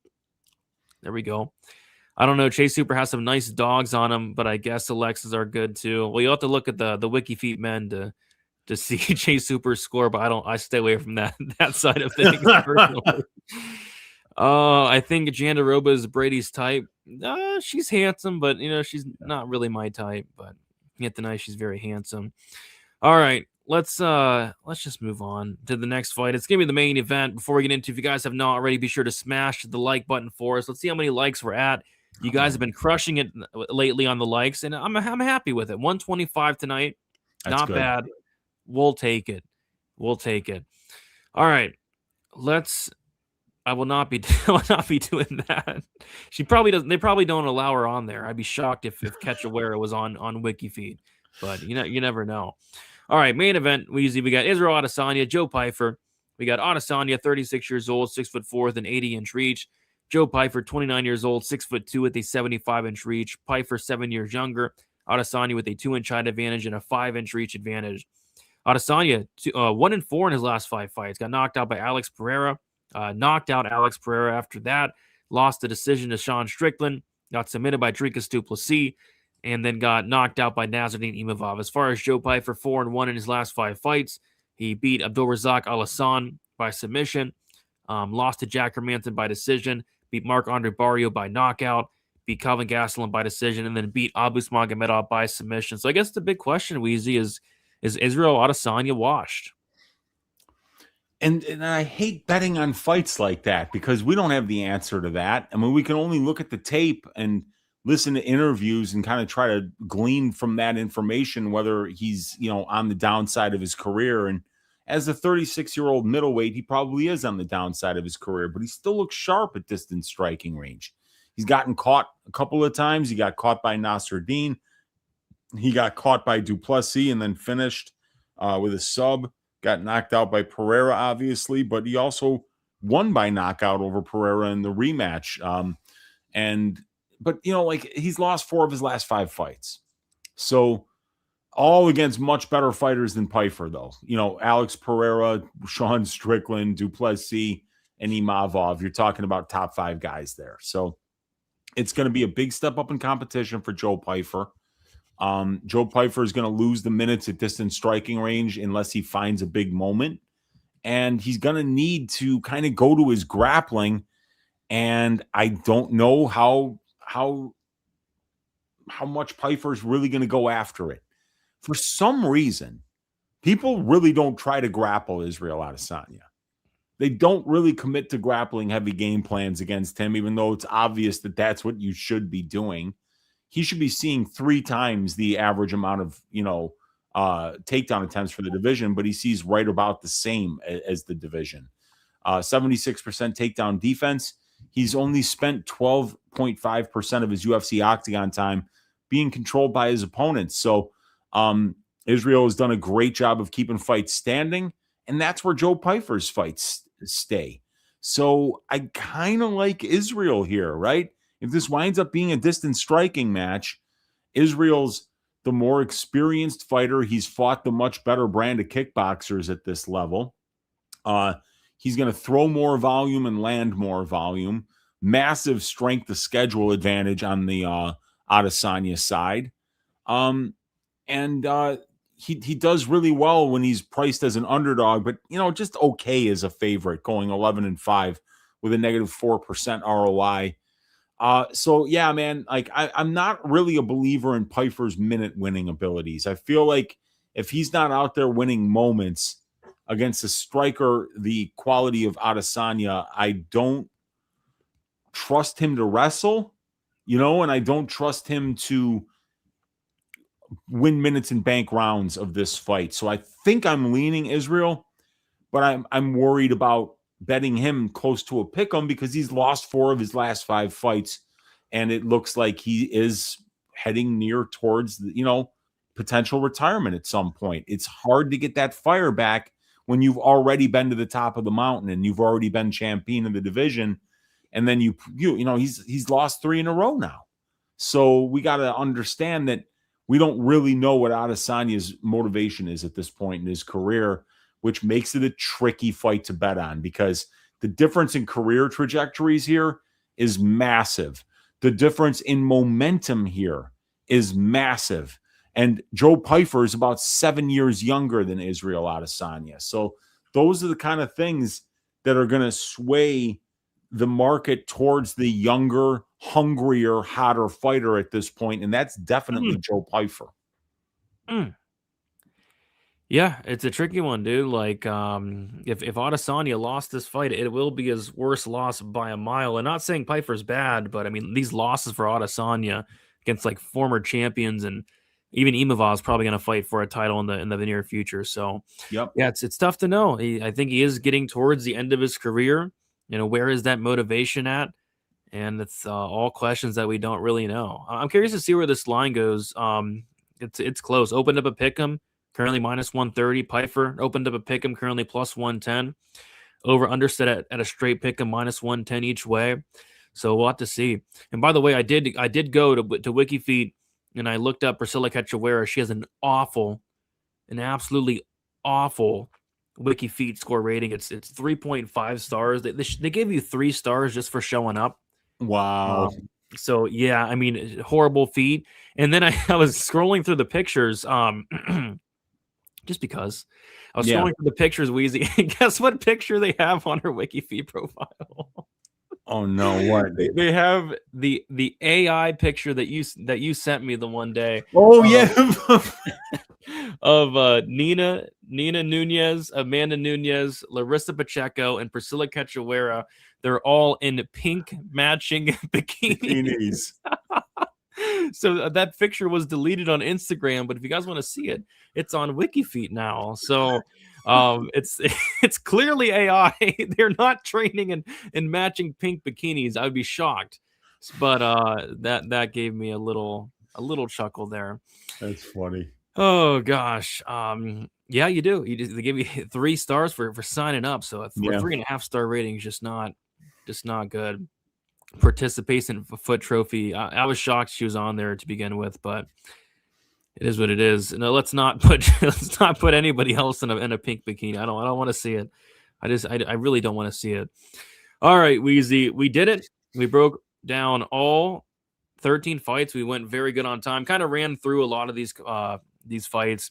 I'm assuming next week we'll probably be on there for 4 hours for the Vegas card. Oh, God. For no reason whatsoever. But what we're gonna do now is you got a couple things to do. Last week, let's face it. Last week, you guys crapped the bed. Last week, you guys absolutely crapped the bed. You guys did this. We told you. We're not taking the blame. You guys voted this. Mario Pinto to pipe up that mall cop Felipe Franco on site in London. It didn't happen. We got to bounce back. The milking, you guys got half credit because Evloev milked LaRon Murphy the second half of the fight. So half credit there. So, Weezy, what we'll do is we'll let the chat decide this piping. Got to get back on track. We're going to see who is going to get piped on site this week. So I'll let you give an option. I'll give an option, and then we'll go back and forth until we get 4 and let the audience vote here. Okay. I am gonna go with. I don't want to take that one from you. I will go with. Oh wow, I'm gonna go with Terrence McKinney to pipe Kyle Nelson on site. That is, I think, a really good option this week. I like it, dude. I like it. There isn't as much piping opportunities as you'd think on this card, to be honest. Some good milking opportunities. Yeah. I don't want to do it, but I guess I'll have to go Navajo Sterling to pipe up what's his face, Lopes. Yeah. And then I could see let's see. I want to save that one for a milking. I could see Macy Barber piping Alexa Graasso on site. That'd be a pegging, though. Yeah, I know. It would be a little bit different. Yeah. All right. And then I'll go Larry and Douglas to pipe up Juicy J. And that collective scream that you hear right now is coming from Yakima, Washington, where Julian's got a rabid fan base, my friend. Let's go. All right. So we'll let you guys decide on that. And then now we will do the milking here. Bruno gets piped. Pyfer ITD, easy money. Okay. Douglas. Mm-hmm. Thayanara is probably a milking, but we'll get there. Piping Pyfer. Yeah, I mean, if he wins, it's probably a piping, to be honest. The piping of the week is me by the bookies, and we're going to pipe the bookies this week, dude. Mm-hmm. All right, now it's time for the milking, Wheezy. What are we thinking for a potential milking? My first thought is Chase Hooper to milk Lance Gibson Jr. That guy has fought some of the worst competition. Did you see the guy that Lance beat that he never even had to touch him once? The guy just tore his own ACL, or he tore his own Achilles tendon just on a non-contact injury. Terrible. I mean, I think Chase Hooper is probably going to milk Gibson. I like it. We got a lot of milking options, to be honest. Yeah.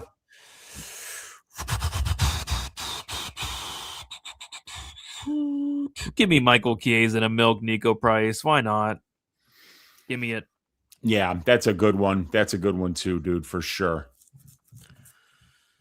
Okay, Chiesa. All right, what else we got up here?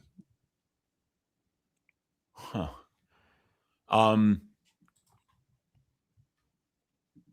Milking, obviously, we could go with we said Tanara, we said Hooper. We didn't say Tanara. We can say Tanara. That's an obvious choice, I think. Yeah, we can go Tanara. She's minus 620 for the love of God. Yeah. What about Bahamondes? Do you think Bahamondes could potentially milk Musayev? I don't know if he can take him down. That's the thing, we're going to see like Bahamondes is wrestling with guys like Bilal, but we haven't seen him actually even get a takedown in the UFC yet, right? So I know. That's what worries me about that. But I think if he does wrestle and gets to a dominant position, he's gonna submit this dude. Yeah. So I guess we can go Ignacio. It would be nice to see him get his very first ever UFC takedown. Okay, let's see here. Mine is Pyfer versus Adesanya. Pyfer KO1. Okay. That is a succulent milking. Which one? Could be the Barber Graasso one, I think, is what Let's go, Nick. Good to see you in here. I might get milked during the Barber fight. Oh, yeah, God. Yeah. Oh, my God. All right, it's time to see who's going to pipe their opponent on site. And wow, the results are going to shock you. Really? Yeah. Here we go. They're coming up. In last place, Macy Barber with 0 votes. In third place is Navajo Sterling with 15% of votes.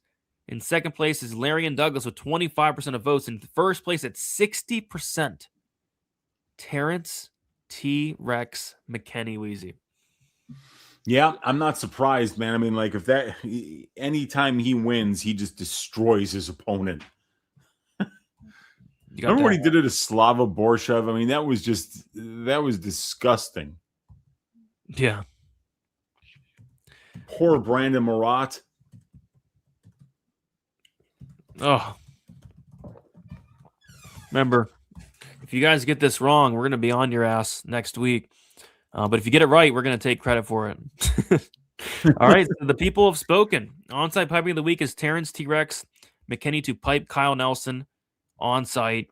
You heard it here first. Okay, so let me get in the milking. While we do so, easy, you want to pull up Underdog and see if any spots stick out for you?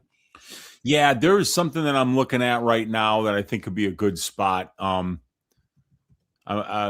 looking at Gabriela Fernandes significant strikes, which is sitting at 60.5. And she doesn't throw a lot of volume. I mean, it's kind of rare that you would get somebody that's only landing 3.56 significant strikes per minute. So if you take 3.56 times 15, you only get 53.4. And they got her at 60.5. And I think that Casey O'Neill, while she does absorb a lot of significant strikes at range, Fernandes doesn't throw a lot. She's very low volume. And also, Casey O'Neill's got a lot of offensive grappling upside. So if she does get takedowns in top time, that's going to really slow Gabriela's ability to be able to get over that number of 60. And I can even look in my database and determine how many fighters get over 60 significant strikes in a women's flyweight fight. What are you looking at for a leg? Yeah, I mean, the one we talked about earlier, that fight time. The fight time for the Mansur fight is 7.5. I like the higher there. Yeah, I don't mind that at all. Ooh, and I like the McKinney lower, but it's 0.66. So I like that too. What else? They have a lot of 7.5s on here. Jeez. Yeah, I'm looking at 60.5 significant strikes for the women's flyweight division. In the history of that division in the UFC, only 32.66% of fighters get over that number. And the winning fighter only gets over that number only 42% of the time. And the losing number only gets over that number only 22.5% of the time. So I feel like it's a big number to get over, 60.5, especially when you're facing somebody in Casey O'Neill who's an aggressive clinch fighter and grappler. And both these fighters spend about 40% of their UFC octagon time in control time positions. So I'll go with the under 60.5 or the lower than 60.5 for Gabriela Fernandes. And then I'm just deciding, should I do the higher on Abdul-Malik fight time at 0.77 or the lower on McKinney fight time? Because I like both those a lot. Got to do the lower on McKinney, dude. Yeah. I think that's what we got to do. Yeah, why not? Why not? If this is the week that McKinney goes over, so be it. So be it. All right, so that is the Underdog play of the week. Of course, use that code at DFSBTN. And has anybody signed up? Like, we can get a story on our way out. If anybody signed up, we do a quick refresh. Yeah, let's have a look. We just gave out a free money play here on Underdog, so somebody probably signed up to tail that. No sign up. Maybe because somebody just probably signed up to tail that and wants to hear my Illinois story. Let me refresh this one. Maybe we'll get one during the week and we can do it on the fight campaign. No, I refresh and nothing's there. Yeah, so. Damn it. Yeah. Maybe next time. Maybe next time. All right. Okay. So let's see who is going to milk their opponent. All right. Let me hit end poll here. And it's really not close, Weezy. So in last place at 10%, Alexia Thayanara. In third place at 15%, Ignacio Bahamondes. In second place, Chase Hooper at 25%. And then in first place, Uncle Weezy, Michael Chiesa at 50%. Yeah, that makes sense. He should just go out there, get a takedown, get to this dude's back, and choke him out. Michael Chiesa to...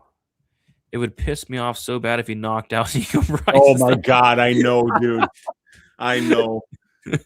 That would be crazy. Watch him just starch Nico in the first 30 seconds. Oh, goes down like Robbie Lawler. Robbie Lawler fight. Oh man. Okay, so the milking of the week.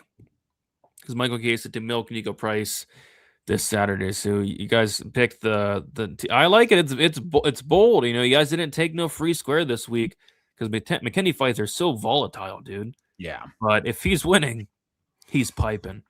And then this one's kind of should be a no-brainer, should be a walk in the park. We'll see if Chiesa can go out on a win, being the hometown guy, going out on top. Not a lot of guys or gals go out on top, Weezy, for their last fight. I know Eric Anders did in his last fight. He went out on top and looked great, but McKinney will never go over 1.5 rounds ever. Oh, now he's gonna go over, dude. You can't say stuff like that. You literally can't.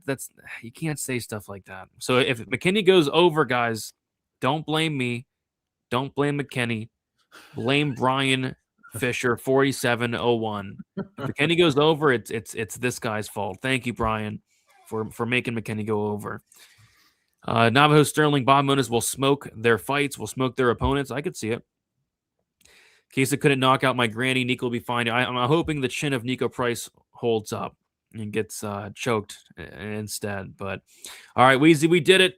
Nice show, efficient show, efficiency tonight. I think this is the first time this year we've shown some efficiency and got out of here in less than 3 hours. Weezy, let the people know where they can find you. Also, any final thoughts on this card? And yeah, let the people have it. Yeah, you can find me on X at MMA Weezy. You can find me on YouTube at Uncle Weezy. You can find me on Rumble at Uncle Weezy. And you can find my probability stats and content package at oddsshopper.com. That's where you get access to the individual fighter stats, these profile matchups that have strength of schedule information and rankings, return on investment stats, last 5 fights, all of their experience numbers. And then the SP tab has all of the UFC statistics on it. The OU tab has an over-under betting model for every fight. And the BT has the prop betting model for every fight. You get that in addition to my fight write-ups, access to my Discord, access to my subscriber-only content for only $25 a month. Best way to support my work, Brady. And if you don't do that, hit the thumbs up here, leave us a comment, and try to sign up for Underdog. If it's available where you're at, get on there. We're going to be giving out plays every week, and we're going to be looking to add some funds to your pocket, and you'll get $75 in bonus funds with your first $5 entry on Underdog with code DFSBTN. That's the best way to support both of us here. So, yeah, Brady, let's make some money here on UFC Seattle. It's a really good card from top to bottom, and we got to do it this week because next week is going to get really greasy. It's going to get greasy, dude. And yeah, if you sign up on Underdog, I'll send you the bikini pic of Priscilla, Pacheco, Nunez and her wife as well. So that's another reason to sign up there. I'm actually getting kind of worried, Weezy. Do people have family and friends out there? I don't know, man. I don't know. All of our viewers from out of the country. I don't know what's going on. Thousands of people watch us every week, so I don't know. I'm getting really worried about you guys. But all right, guys, thank you so much for watching. We will talk to you guys soon. Like on your way out, subscribe, and best of luck for UFC Seattle. We'll see you later.